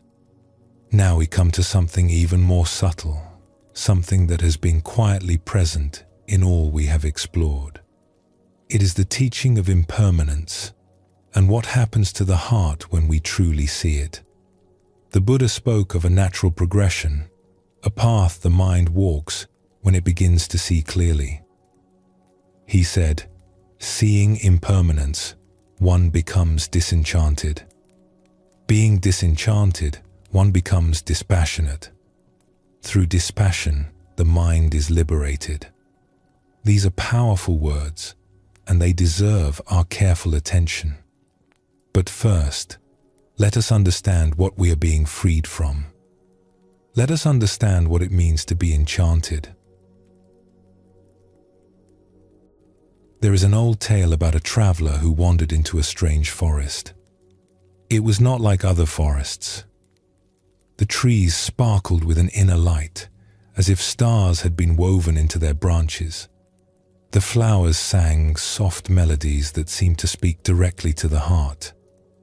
The very air shimmered with beauty and promise, and every path led deeper into wonder. The traveler was captivated. Everything here seemed more vivid, more meaningful, more alive than anything in the ordinary world. Each sight brought wonder. Each sound brought delight. Colors were brighter than any colors remembered from before. Fragrances were sweeter than any perfume. The traveler wandered deeper and deeper into the forest, following one beautiful thing after another, always finding something new to marvel at, always certain that just ahead was the most beautiful thing of all. Days passed, perhaps weeks, perhaps longer. The traveler did not notice. Time seemed not to exist in this enchanted place. There was only the endless stream of wonders, each one promising fulfillment, each one leading to the next, each one suggesting that satisfaction was just around the corner, just beyond the next shimmering tree. But slowly, so slowly the traveler barely noticed at first, something began to change. The sparkle on the trees, when looked at closely, flickered and faded. What had seemed like eternal light was actually flashing on and off, appearing and disappearing, never staying. The songs of the flowers, when truly listened to, repeated themselves endlessly without variation. What had seemed like infinite music was actually a short phrase, playing over and over. The shimmer in the air, when examined, was nothing but mist and light, here one moment and gone the next. And the traveler began to see. This forest was beautiful, yes, but its beauty did not last. Each wonder arose and passed away. Each delight came and went. Nothing here could be held. Nothing here could provide the lasting fulfillment it seemed to promise. The promise itself was the enchantment. This was not a sad discovery. It was a waking up. The spell that had kept the traveler wandering in circles began to break. And with the breaking of the spell came something unexpected: relief. Freedom. A quiet peace that was deeper than all the glittering wonders of the enchanted wood. The traveler stopped walking, stood still for perhaps the first time since entering the forest, and simply breathed. This tale is a picture of our own lives. We move through a world that sparkles with promise. Pleasant experiences arise, and we are captivated. Beautiful sights, delicious tastes, moments of comfort and joy. They shimmer before us, and we reach for them, believing that in them we will find what we seek. This is enchantment. It is not a bad thing, not a mistake, not a sin. It is simply the natural response of a mind that has not yet looked closely. The world presents its wonders, and we are spellbound. We believe that the next experience will finally satisfy us. We chase one beautiful thing after another, wandering deeper into the forest. The Buddha was not condemning this enchantment. He was simply pointing out that it keeps us wandering. As long as we believe that lasting happiness can be found in experiences that come and go, we will keep searching, keep reaching, keep hoping that the next flower will sing a song that never ends. But the flowers all stop singing. The sparkle always fades. This is not a flaw in the world. It is simply the nature of things. Everything that arises also passes away. This is the truth of impermanence, and seeing it clearly is the beginning of freedom. Let us explore what happens when we really see impermanence. Not as a concept we have heard about, but as a living truth we perceive directly. There is a practice that can help us see this. It is the simple practice of watching experience as it flows. Imagine sitting quietly, as you are sitting now. The breath moves in and out. Sounds arise and fade.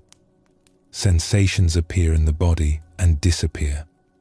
Thoughts come and go like clouds crossing the sky. Nothing stays. Everything flows. At first, this can be unsettling. We want something to hold on to, something stable, something permanent. But the more closely we watch, the more clearly we see. There is nothing to hold. The breath we are feeling now is not the breath we felt a moment ago. The sound we hear is already gone by the time we notice it. Even the one who is watching seems to shift and change, moment by moment. A teacher once guided a student through this experience. They were sitting together in a garden, the late afternoon light falling soft and golden around them. Bees hummed among the flowers. The scent of jasmine drifted on the air. It was a peaceful place, but the student's mind was troubled. "I understand the teaching of impermanence in my head," the student said. "Everything changes. Nothing lasts. I have heard this many times, but I do not feel it. It remains an idea, not a living truth." The teacher smiled gently. "Then let us stop thinking about impermanence and simply watch it. Close your eyes. Feel the breath moving. Observe it closely. Tell me, can you find a breath that stays?" The student sat quietly for a long time, watching breath after breath arise and fall. "No," they said finally. "Each breath arises and passes. The in-breath becomes the out-breath, becomes the in-breath again. I cannot find one that remains fixed." "Good. Now open your eyes and listen to the sounds around us. The birds, the wind, the distant voices. Can you find a sound that stays?" Again the student watched, listened with careful attention. Birds called to one another across the garden. Wind stirred the leaves. Somewhere far away, children laughed. "No," the student said. "Each sound comes and goes. Even when a bird sings what seems like the same song, each note is new, and then it is gone. I cannot hold any of it." "Good. Now close your eyes once more and watch your own thoughts. The movements of your mind, the images, the words, the feelings. Can you find a thought that stays?" The student sat in silence for a long while. Thoughts drifted through like clouds. Memories, plans, observations, judgments. Each one arose, lingered for a moment, and dissolved. "No," they said at last, and there was wonder in their voice. "Thoughts arise and pass away. I cannot find one that remains. Even the thought that says, 'I am watching,' comes and goes. Even the sense of being the one who watches seems to shimmer and shift. The teacher nodded slowly. This is what the Buddha called seeing impermanence. It is not an idea to be understood. It is a direct perception to be experienced. And when we see it clearly, something happens in the heart. What do you feel right now? The student paused, looking inward with that same careful attention. I feel quiet, like something I was holding onto has been released, like a spell has been broken. I feel relieved. Yes, the teacher said softly. This is disenchantment. Disenchantment. The word might sound negative to our ears. In ordinary language, to be disenchanted often means to be disappointed, disillusioned, cynical. It suggests that something we loved has let us down, and now we are bitter about it. But in the Buddha's teaching, disenchantment means something very different. It is not disappointment. It is not bitterness. It is the simple, clear recognition that what we were seeking in passing experiences cannot be found there. Not because the experiences are bad, but because they cannot be held. They flow through our fingers like water. When we see this clearly, the desperate grasping naturally relaxes. We stop expecting the impossible. We stop demanding that impermanent things provide permanent satisfaction. And in that stopping, there is an immense relief. It is like waking from a dream in which we were searching for something that did not exist. The search was exhausting. The failure to find it was frustrating. But now we are awake, and we see that there was never anything to find. The search itself was the problem. A Zen saying captures this. Before enlightenment, mountains are mountains. During the journey, mountains are no longer mountains. After enlightenment, mountains are mountains again. At first, we see the world simply enchanted by its beauty. Then we begin to question, to see through the enchantment, and everything seems strange and uncertain. But when the seeing is complete, the world returns to simplicity. Mountains are mountains. Flowers are flowers. But we no longer demand that they be anything other than what they are. We no longer ask impermanent things to be permanent. And in that acceptance, we find a peace we never knew while we were searching. The Buddha's teaching continues. Being disenchanted, one becomes dispassionate. The Pali word for dispassion is viraga. It means the absence of passion, the fading of lust, the cooling of the fever of craving. Again, this might sound negative. We value passion. We celebrate desire. A life without passion seems cold, empty, lifeless. But viraga is not coldness. It is not emptiness. It is the deep peace that comes when we are no longer driven by the urgent need to grasp and hold. It is the ease of a mind that has stopped fighting with the way things are. Think of how it feels when you are caught in strong desire. There is a heat in it, a pressure, a tension. The mind is narrow and focused. The body is tight. Everything depends on getting what we want. This is passion, and it is not peaceful. Now think of how it feels when that desire releases. When you no longer need the thing you were chasing. When the want simply fades away. There is a cooling, a relaxing, an opening. The mind becomes spacious. The body softens. Nothing depends on anything. This is dispassion. Not the absence of feeling, but the absence of desperate grasping. Not coldness, but coolness. Not emptiness, but spaciousness. Not the rejection of life, but the embrace of life as it actually is, flowing and changing, arising and passing away. The Buddha said, "Just as a great rock is not moved by the wind, so the wise are not shaken by praise or blame." This is the quality of a dispassionate mind. Not that it does not feel, but that it is not shaken. Not that it does not care, but that it is not driven. It meets each moment with equanimity, with balance, with a peace that does not depend on conditions. And finally, through dispassion, the mind is liberated. This is the fruit of the path, the natural result of seeing clearly and letting go completely. Liberation, freedom, the end of the wandering, the end of the searching, the end of the endless becoming. What is this freedom like?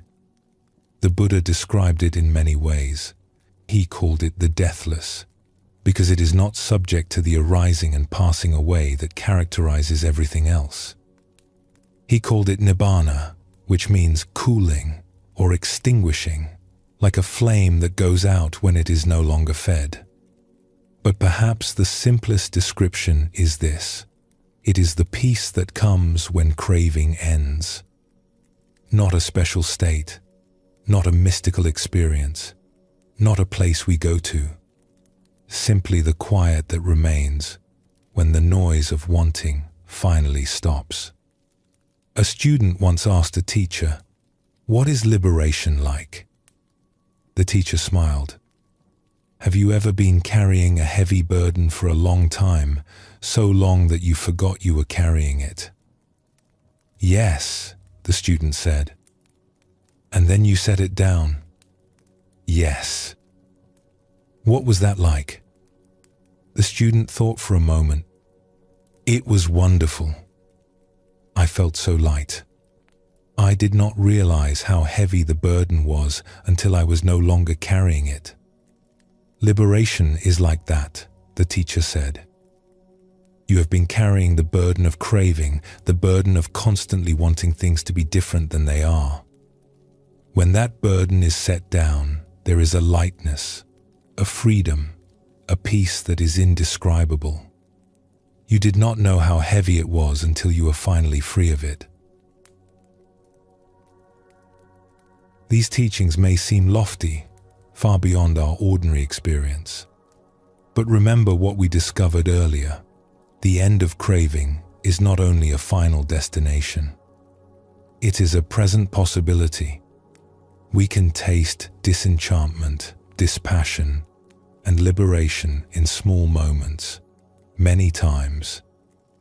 Right now, in this very moment, you can let the wanting soften. You can feel the enchantment loosen its grip. You can taste the cool peace of not needing things to be different. Watch the breath.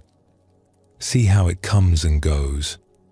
Feel the impermanence directly, not as an idea, but as a living truth. And notice what happens in the heart. Is there a quieting? A relaxing? A sense of something releasing? This is the path. Not dramatic and sudden, but gentle and gradual. Each moment of clear seeing weakens the enchantment. Each taste of dispassion cools the fever of craving. Each glimpse of liberation reminds us what is possible. The Buddha encouraged us, make an island of yourself. Make yourself your refuge. Let the Dharma be your island.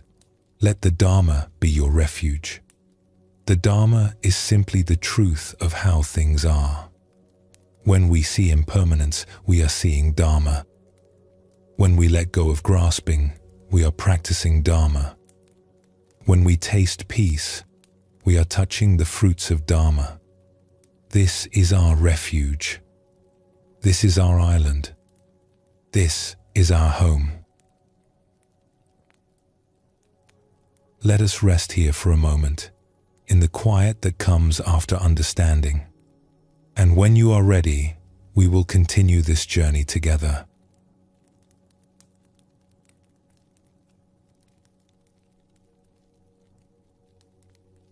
There is a subtle trap that awaits us on this path. It is so subtle that many seekers fall into it without ever realizing. They may practice for years, even decades, and still be caught in its gentle grip. The trap is this: we can turn even the path of letting go into another form of wanting. We can crave non-craving. We can desire desirelessness. We can grasp at the teaching of releasing and hold it tightly in our fists. This is what we might call the in order to mind. And understanding it is one of the most important steps on the journey home. The in order to mind is always doing one thing to get another. It eats breakfast in order to have energy for work. It works in order to earn money. It earns money in order to buy security. It seeks security in order to find peace. And so on, endlessly. One thing leading to the next. Never arriving, never resting, always on the way to somewhere else. In ordinary life, this is often necessary. We must plan, prepare, work toward goals. But when this same habit enters our spiritual practice, it creates a strange and painful contradiction. We sit in order to become calm. We breathe in order to find peace. We let go in order to achieve freedom. And the very in order to keeps us bound. There is a story about a young nun who had been practicing meditation for several years. She was sincere and dedicated. She rose early each morning, sat in perfect stillness, followed her breath with careful attention. She studied the teachings, kept her precepts, and lived simply. And yet, peace eluded her. One day, she sought out an elder teacher, a woman who had practiced for many decades and was known for her quiet wisdom.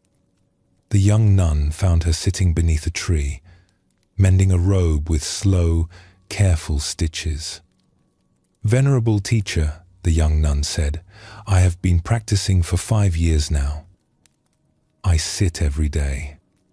I watch my breath. I try to let go of my thoughts. But I do not find the peace the teachings promise. What am I doing wrong?" The elder teacher continued her stitching for a moment, then looked up with kind eyes. "Tell me," she said, "when you sit and watch your breath, what are you hoping will happen?" The young nun considered. "I am hoping to become calm, to quiet my mind, to find some peace. And when you try to let go of your thoughts, what do you want?" "I want them to stop, or at least to slow down. I want to experience the stillness I have read about." The elder teacher nodded slowly. "And how is that working?" The young nun sighed. "Not well. The more I want peace, the more agitated I become. The more I try to let go, the more I seem to hold on."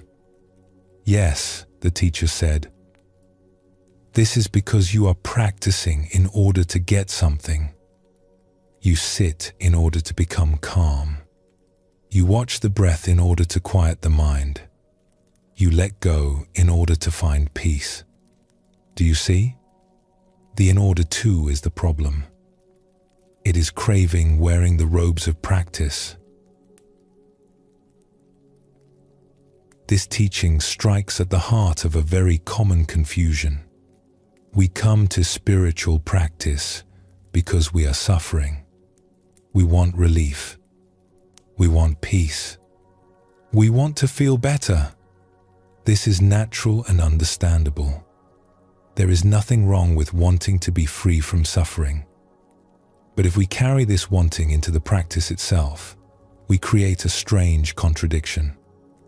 We are trying to let go while holding on. We are seeking freedom while still being driven by craving. We are meditating in order to achieve something, and that very "in order to" keeps us trapped. The Buddha pointed to this when he gave one of his most paradoxical teachings. He said that liberation comes not from gaining but from releasing. Not from getting but from letting go. Not from becoming something new, but from seeing clearly what already is. Nothing is to be clung to as I or mine, he taught. Whoever knows this knows the teaching. Whoever knows the teaching knows freedom. This includes our ideas about practice. This includes our hopes for enlightenment. This includes even our desire to be free from desire. All of it must be released. All of it must be seen through. The young nun sat with the elder teacher's words. They troubled her, but also stirred something deep. "But teacher," she said, "if I do not practice in order to find peace, why practice at all? What is the point?" The elder teacher smiled. She held up the robe she was mending. "Why do I mend this robe?" she asked. "So that it can be worn again. So that it will last longer. Yes, there is a practical purpose. But watch closely." She pushed the needle through the fabric, drew the thread, pushed again. Her movements were slow and steady, completely absorbed. Am I mending this robe in order to finish? Or am I simply mending? The young nun watched. There was no hurry in the teacher's movements, no leaning forward toward completion. She was simply there, with the needle and thread and fabric, doing what she was doing. "You are simply mending," the nun said slowly. "Yes. And when I sit in meditation, I am simply sitting. When I watch the breath, I am simply watching. There is no in order to. There is just this moment, this breath, this experience. The peace you seek is not somewhere ahead, waiting to be achieved. It is here, in the simple act of being present, without wanting anything to be different." The young nun felt something shift inside her. It was subtle, like a knot loosening that she had not known was tight. "So I should not want peace?" "You can want it," the teacher said gently. "Wanting will arise. It is natural. But do not make your practice dependent on getting it. Do not sit in order to become peaceful. Just sit. The peace will come or it will not. Either way, you are simply sitting. And in that simplicity, you may discover that peace was never absent. It was only hidden behind your wanting." There is another way this "in order to" mind shows up, and it is even more subtle. It is the expectation that practice will produce results. Expectation seems reasonable. If we do something, we expect something to happen. If we plant seeds, we expect crops. If we study, we expect to learn. Why should practice be different? But expectation carries within it a kind of demand. It says, "I am doing this, therefore I should get that." And when the "that" does not arrive on our schedule, frustration follows. Doubt creeps in. We wonder if we are doing something wrong, if the teaching is flawed, if we are simply not capable of awakening. A teacher once described expectation as a thief that steals the present moment. We are so focused on what we hope will happen that we miss what is actually happening. We are so busy waiting for peace that we do not notice the peace that is already here, quietly present beneath our waiting. There is a difference between expectation and aspiration. This difference is important to understand. Aspiration is a direction, an orientation of the heart. We aspire to be kinder, more peaceful, more awake. This aspiration guides us, motivates us, keeps us on the path. It is like a star by which we navigate, always present in the sky, showing us which way to go. Expectation is a demand, a grasping at results. We expect to feel calm after sitting. We expect to be enlightened after years of practice.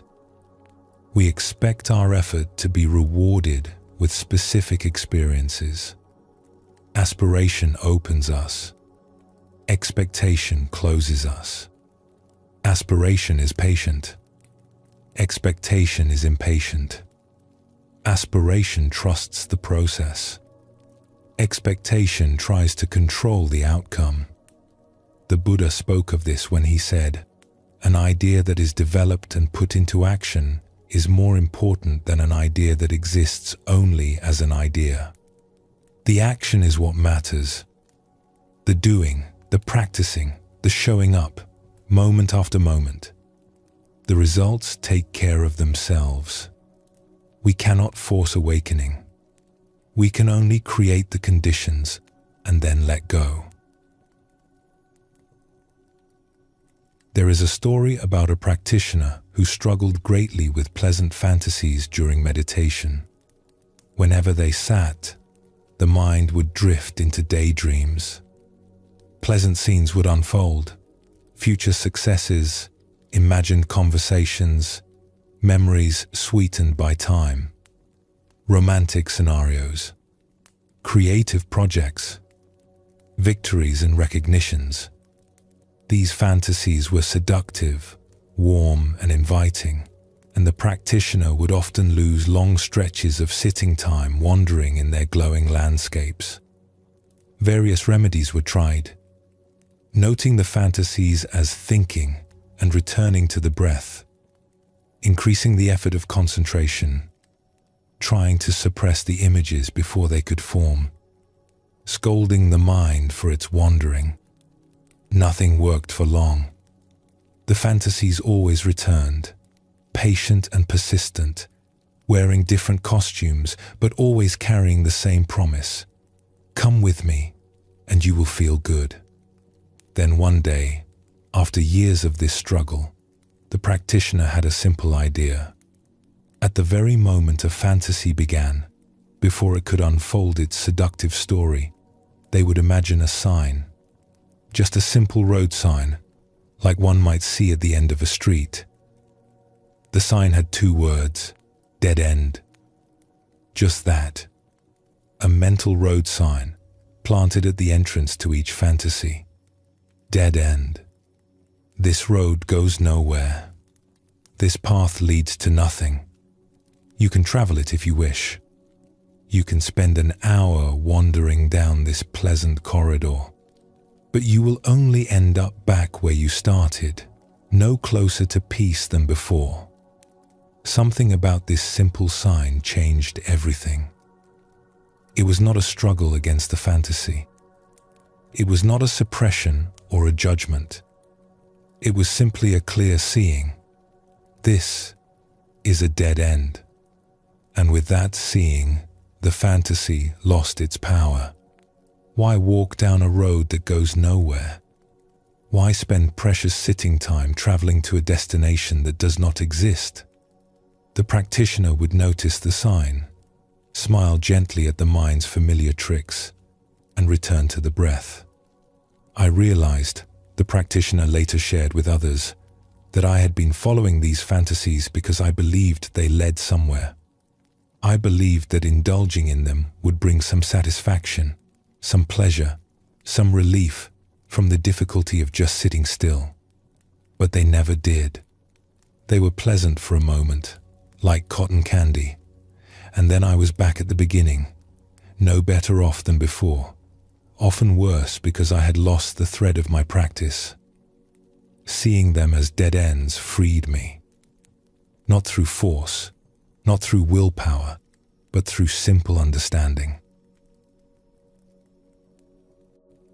This is the essence of what we have been exploring. The in order to mind believes that something ahead will bring fulfillment. It practices in order to get peace. It follows fantasies in order to get pleasure. It expects results in order to feel successful. But the Buddha's teaching points in a different direction entirely.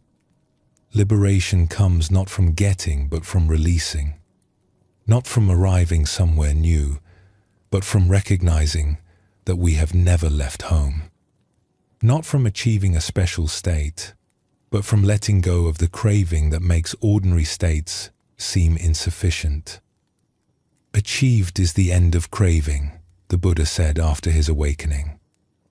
This was his declaration of freedom. Not achieved is a great experience, or achieved is a special state, or achieved is something I did not have before. Achieved is the end of craving. That is all. That is everything. When we stop practicing in order to get something, something remarkable happens. The practice becomes its own reward. Sitting becomes simply sitting. Breathing becomes simply breathing. Each moment becomes complete in itself, not a stepping stone to some better moment ahead. And in that completeness, we discover the peace we were seeking all along. It was never somewhere else. It was never waiting in the future. It was here, in this moment, hidden only by our endless reaching for something more. A Zen master was once asked by a student, "What is the essence of your teaching? After all these years, what have you learned?" The master considered for a moment, then replied simply, "When hungry, eat. When tired, sleep." The student was puzzled. This seemed too ordinary, too obvious. "But teacher, everyone does that.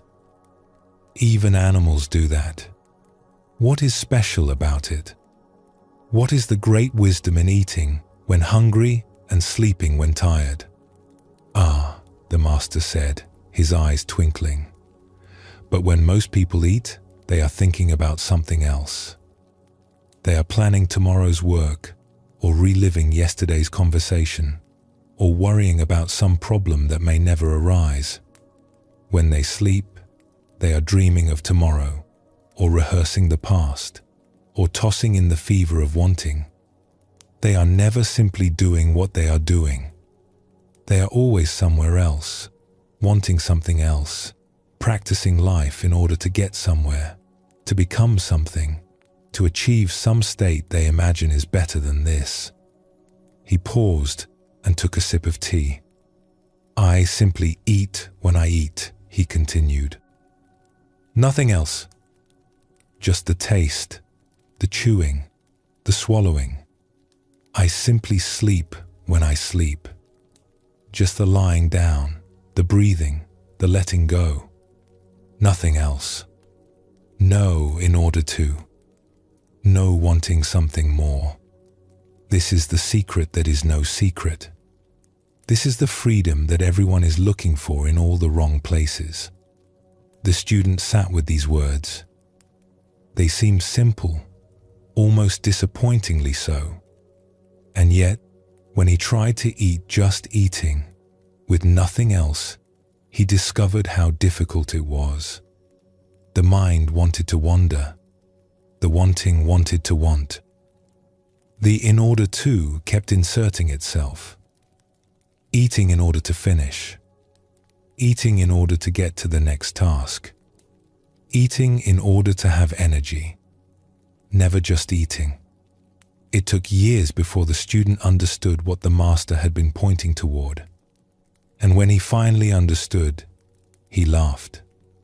It had been right in front of him the whole time.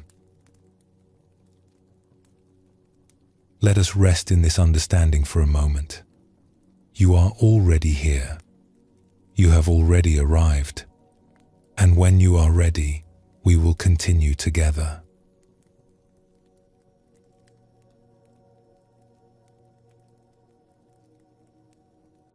Let us sit together now with one of the most curious and freeing teachings the Buddha offered. It is a teaching that has puzzled seekers for thousands of years. It is also a teaching that, when it finally settles into the heart, brings a quiet smile and a surprising lightness. The teaching is about the self, about this feeling we all have of being someone, of being a me moving through the world, and about what happens when we look gently at this someone we assume ourselves to be. There is a story about a dog who lived in a small village. He was a good dog, gentle and loyal, known for his watchfulness. He took his role as guardian seriously, always alert to anything unusual. One evening, as the sun was setting and the light grew soft and golden, the dog was walking through the village square. Long shadows stretched across the ground. The air was cooling. It was that quiet time when day slowly becomes night. The dog passed by an old stone wall, one that had stood there longer than anyone could remember. Moss grew in the cracks. Vines trailed down its surface. And there, in the gentle half-light, the dog noticed something. A shape, a figure, something by the wall that had not been there before. The dog stopped and looked. He tilted his head, trying to understand what he was seeing. It certainly looked like something. It had the outline of a figure, standing still in the shadows. The dog watched it carefully, waiting to see if it would move. It did not move, but it did not go away either. So, the dog did what dogs do. He barked. Not frantically, but persistently.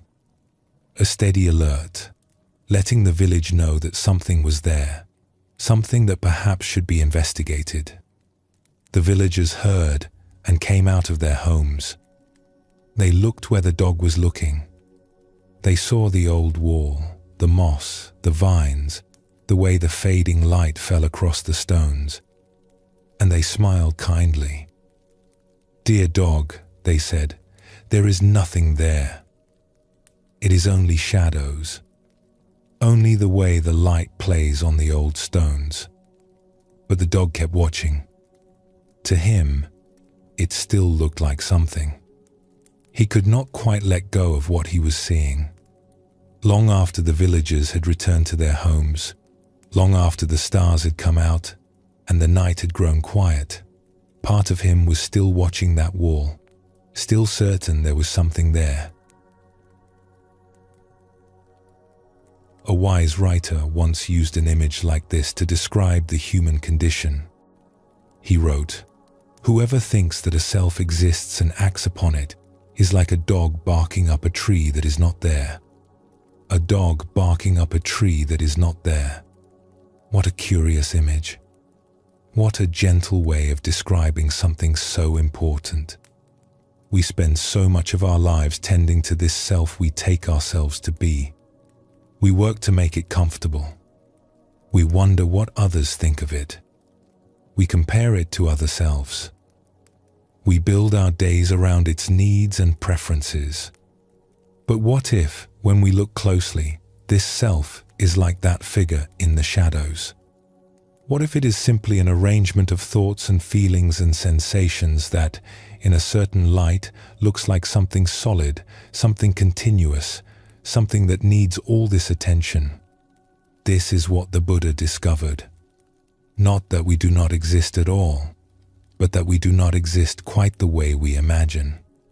The self we take to be so solid is more like a river than a rock, more like a process than a thing, more like weather than a mountain. A A student once asked a teacher about this puzzling teaching.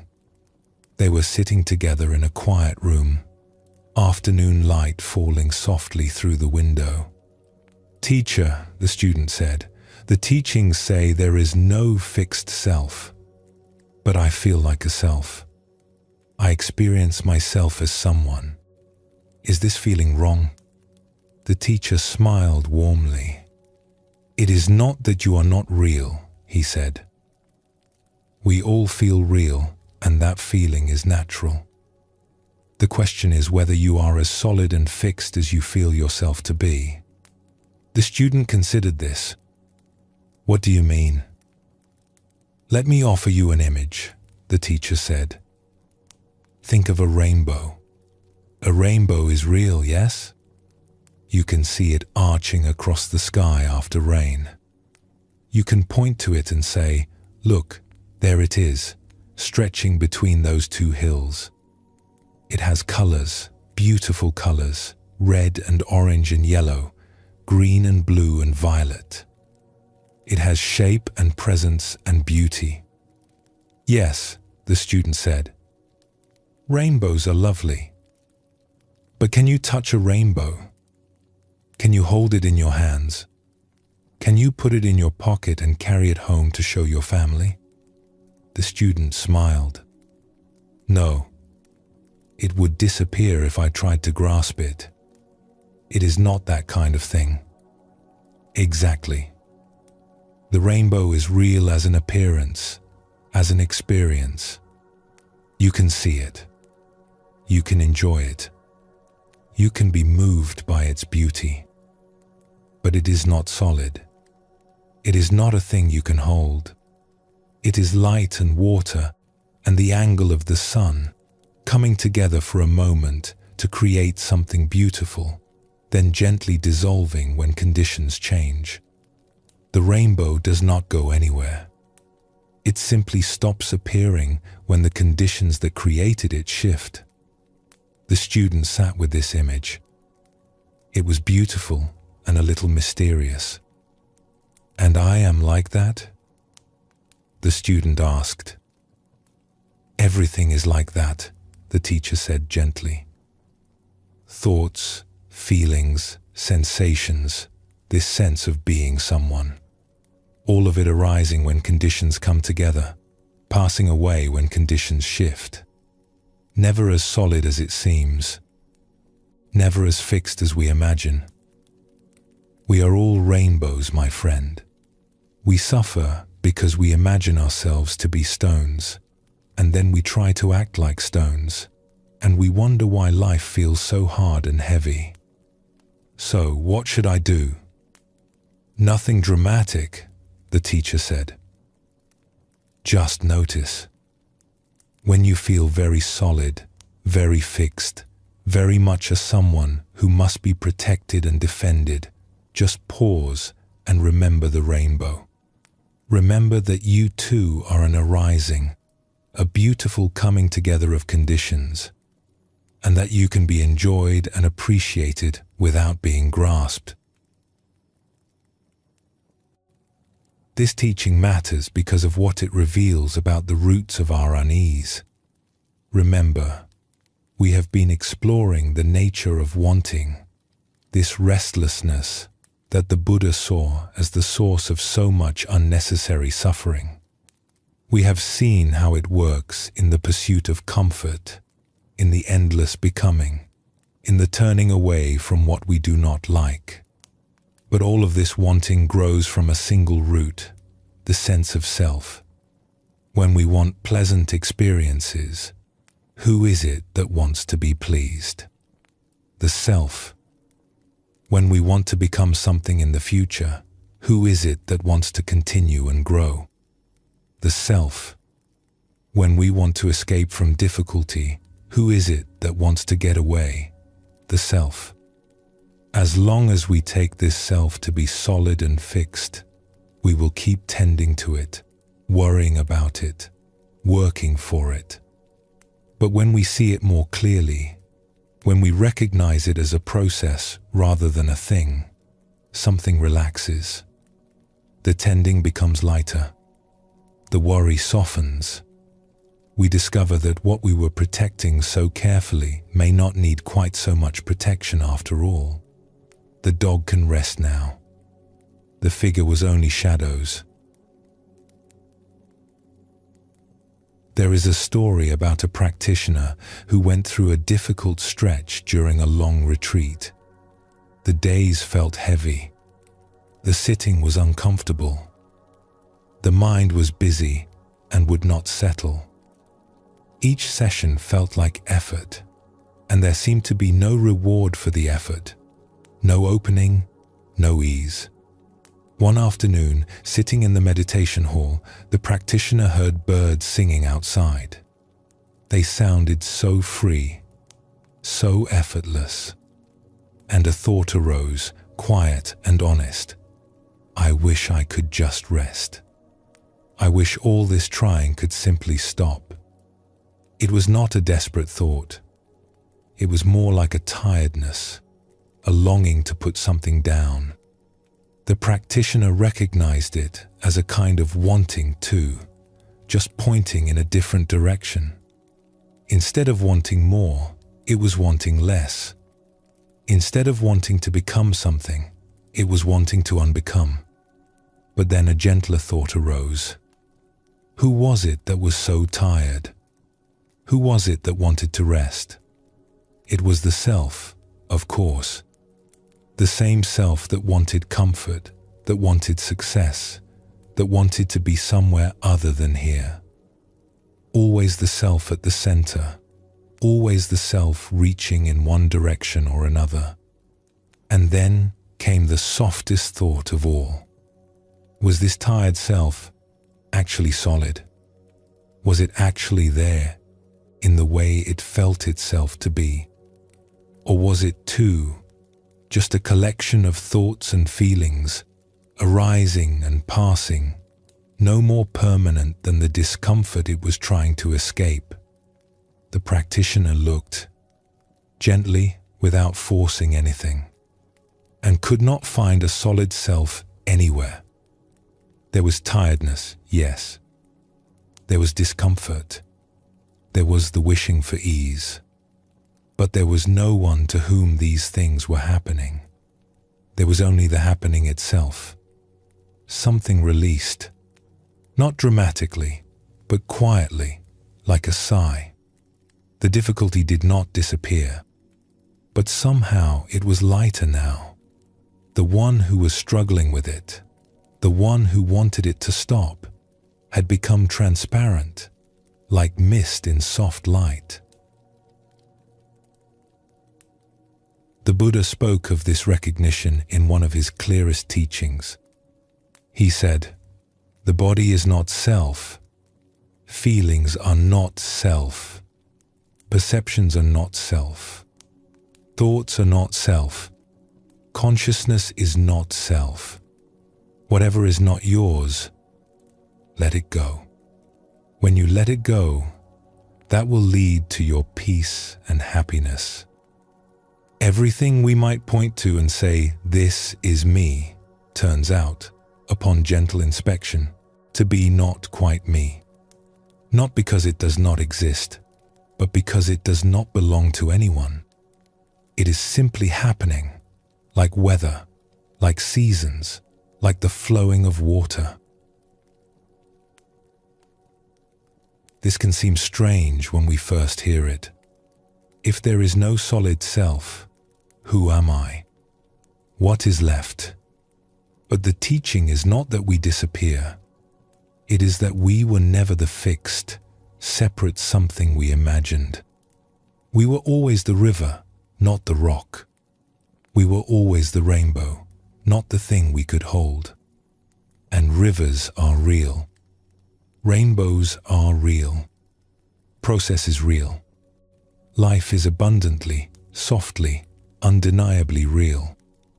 We do not lose anything by seeing through the idea of a fixed self. We gain something precious. We gain the freedom to flow, to change, to rest without the constant work of maintaining a position that was never truly ours. A teacher was once asked What happens when we see through the self?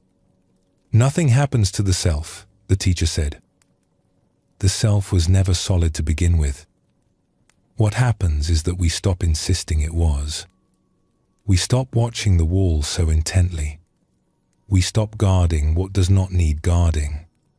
And then we can finally rest. But what remains? The student asked. If the self is not solid, what is left?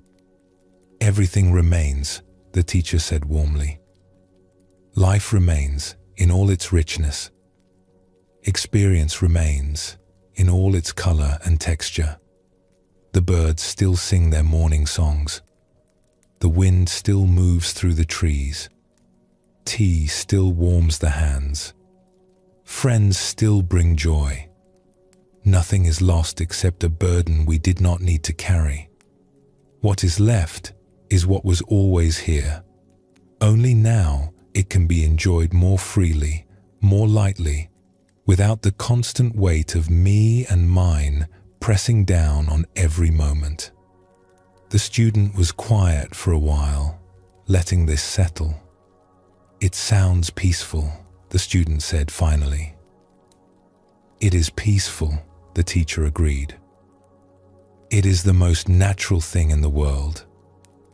We make it complicated, but it is actually very simple.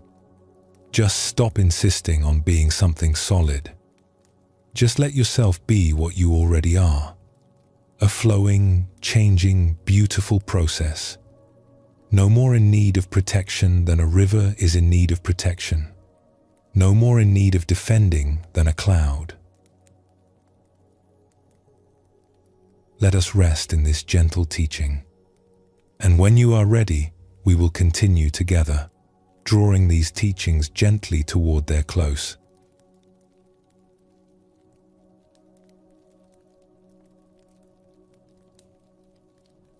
We have been sitting with a strange and beautiful teaching. The teaching that the self we take to be so solid is more like a rainbow than a rock. We have watched the dog stop barking at a figure that was never there. We have begun to sense that what we defend so fiercely may not need defending after all. Now the Buddha offers us something practical, a way to work with this understanding. A simple practice that can loosen the grip of identification and bring a surprising lightness to our days. The teaching begins with a walk through a grove of trees. There is a story the Buddha told to his students. They were sitting together in a forest, as they often did, surrounded by tall trees and dappled light. The air smelled of earth and leaves. Birds called to one another in the branches above. The Buddha gestured to the grove around them. Suppose, he said, that people came to this forest and gathered up all the grass, all the sticks, all the fallen branches, all the leaves and twigs scattered on the ground. Suppose they carried these things away in great bundles on their backs. Or suppose they piled them up in the clearing and burned them until nothing remained but ash. Or suppose they did whatever they wished with these things, scattering them in the river or grinding them to dust.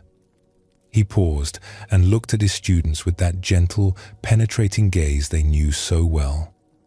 Would you think, these people are carrying us away, these people are burning us, these people are doing with us as they wish? The students shook their heads. No, Venerable Sir. We would not think that. Those things are not us. They do not belong to us. The grass and sticks and branches are simply grass and sticks and branches, part of the forest, part of nature. What happens to them does not happen to us. We would watch without distress, without feeling that we ourselves were being harmed. Exactly, the Buddha said.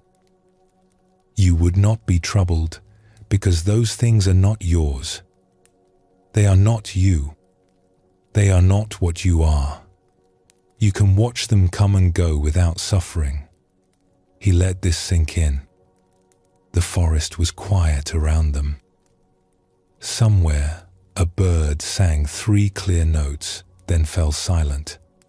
Sunlight moved through the leaves, making patterns on the ground. In the same way, the Buddha continued, the body is not yours. Feelings are not yours. Perceptions are not yours. The movements of the mind are not yours. Even consciousness, the knowing itself, is not yours. He looked at each of his students in turn. Whatever is not yours, abandon it. When you have abandoned it, that will lead to your welfare and happiness. This teaching can sound strange, even alarming when we first hear it. The body is not mine? My feelings are not mine? What can this possibly mean? But the Buddha was not saying that these things do not exist. He was not saying that experience is an illusion or that nothing matters. He was pointing to something much more freeing. When we say something is mine, we create a relationship of ownership. We become attached to it. We identify with it. We feel that what happens to it happens to us. If the body hurts, I hurt. If feelings are unpleasant, I am suffering. If thoughts are confused, I am lost. But what if we could relate to these experiences differently? What if we could see the body the way we see the grass in a forest, as something that exists, something that has its own nature, but not something that is essentially us? What if we could watch feelings arise and pass the way we watch clouds cross the sky?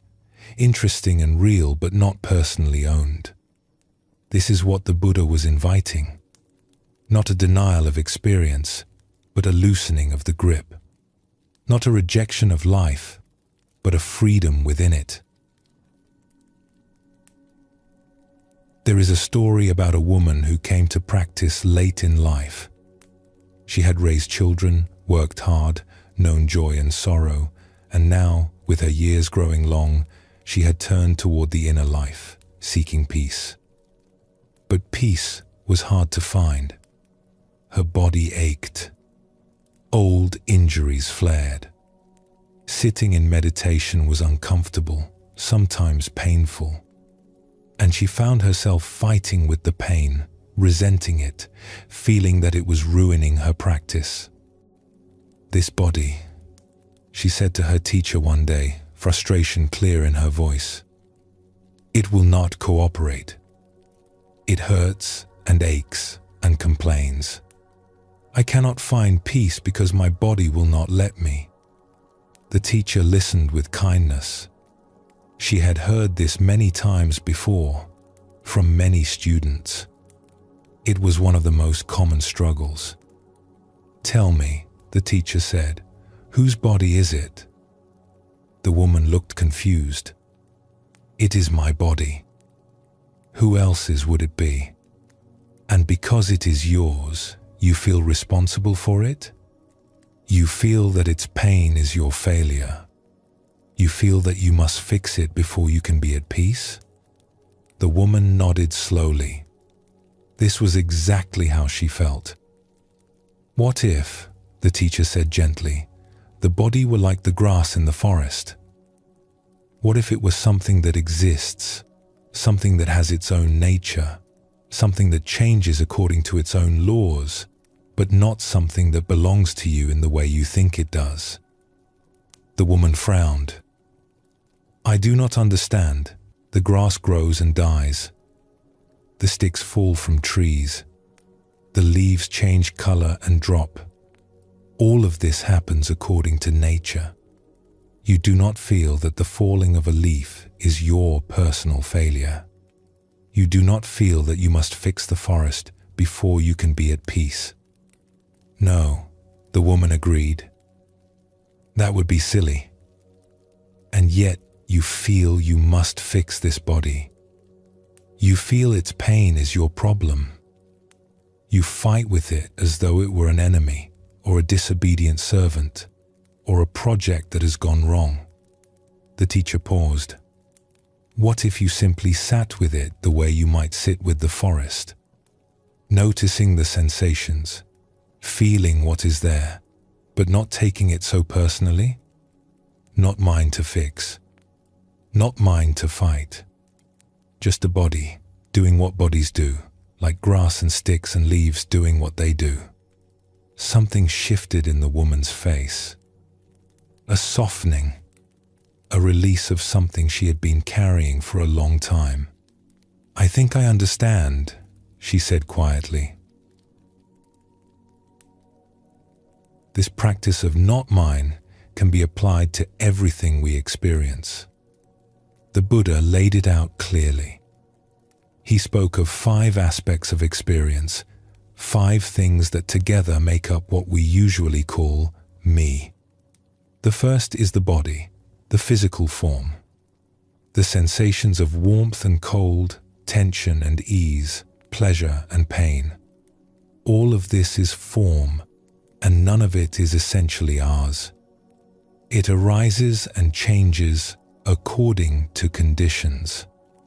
We can care for it, attend to it, appreciate it, but we do not have to identify with it so completely that its every ache becomes our personal drama. The second is feeling, which in the Buddha's teaching means something specific, the quality of pleasant, unpleasant, or neutral that accompanies every experience. A sound arises, and there is a pleasant feeling with it, or an unpleasant feeling, or neither. This feeling tone colors everything we experience, and it too is not ours. It comes and goes according to conditions. We do not have to take it so personally. The third is perception, the mind's recognition and labeling of what it experiences. We see a shape and perceive tree. We hear a sound and perceive bird. We feel a sensation and perceive pain or pleasure. This perceiving is happening constantly, and it too is not ours. It is simply the mind doing what minds do. The fourth is what the Buddha called mental formations. This includes all the movements of the mind, thoughts, emotions, intentions, reactions. Anger arises, joy arises, planning arises, worrying arises. All of these mental movements are formations, and they too are not ours. They arise from conditions and pass when conditions change. We do not have to identify with every thought as my thought, every emotion as my emotion. The fifth is consciousness itself, the knowing quality that is aware of all the rest. We might think that this, at least, is surely me. This awareness, this presence that knows. But even consciousness, the Buddha taught, is not ultimately ours. It too arises and passes. It too is conditioned. It too can be held lightly, seen clearly, appreciated without grasping. A practitioner once described working with this teaching on a long retreat. Each day, during the slow walking meditation, moving back and forth along a path through the trees, they would move through the 5 aspects, gently investigating each one.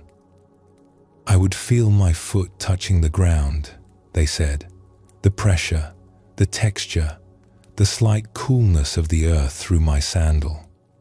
And I would notice sensations arising, not mine, just sensations, doing what sensations do, appearing and disappearing according to conditions I did not create and cannot control.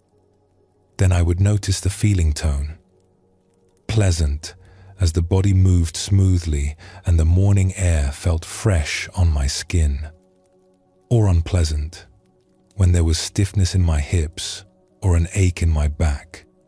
I would notice this and remind myself, not mine. just feeling, arising and passing, coloring the experience but not owned by anyone. Then perception, ground, foot, movement, tree, bird. Labels appearing automatically, the mind naming everything it encountered. Not mine. Just the mind doing its naming work, as naturally as the eye sees or the ear hears.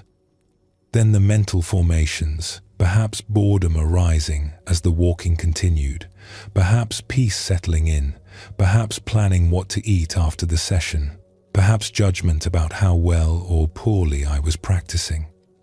All of these movements of mind, I practiced noticing. Not mine, just mind weather, coming and going like clouds, like wind, like nothing that needed to be taken personally. And then the awareness itself, this knowing that knows all the rest. The presence that was aware of body, feeling, perception, thought. Even this I practiced holding lightly, not clinging to it as the real me, the one true thing in all the flux. Just awareness, doing what awareness does, arising when conditions allow, changing, not permanent, not owned. The practitioner smiled, remembering those long, quiet days. At first it felt strange, almost artificial, like I was pretending not to own my own experience, playing a game with myself. But over time, something relaxed. Something I had not known was tense began to loosen. The constant defending, the constant identifying, the constant, this is me, this is happening to me, all of that began to quiet down. It was not that I made it stop. It just became less interesting, less necessary, less compelling. And what was left, the practitioner said, was just experience. Just life, happening. Vivid, clear, undeniable. More vivid, actually, than before, because I was not filtering it all through the question of, what does this mean for me? It was like discovering that I had been carrying a weight I did not know I was carrying, and setting it down, and realizing I had always been free to set it down. I just never knew. The Buddha gave a beautiful image for this freedom. He said, just as a blue or red or white lotus, born in the water, grows up in the water, rises to the surface, and stands unsoiled by the water, so too, one who has seen the truth stands unsoiled by the world. The lotus is in the world. Its roots are in the mud. Its stem rises through the water. It does not escape to some other place. But the water does not cling to its petals. It remains unstained by what surrounds it. This is what the practice of not mine offers. We do not leave the world. We do not escape from experience.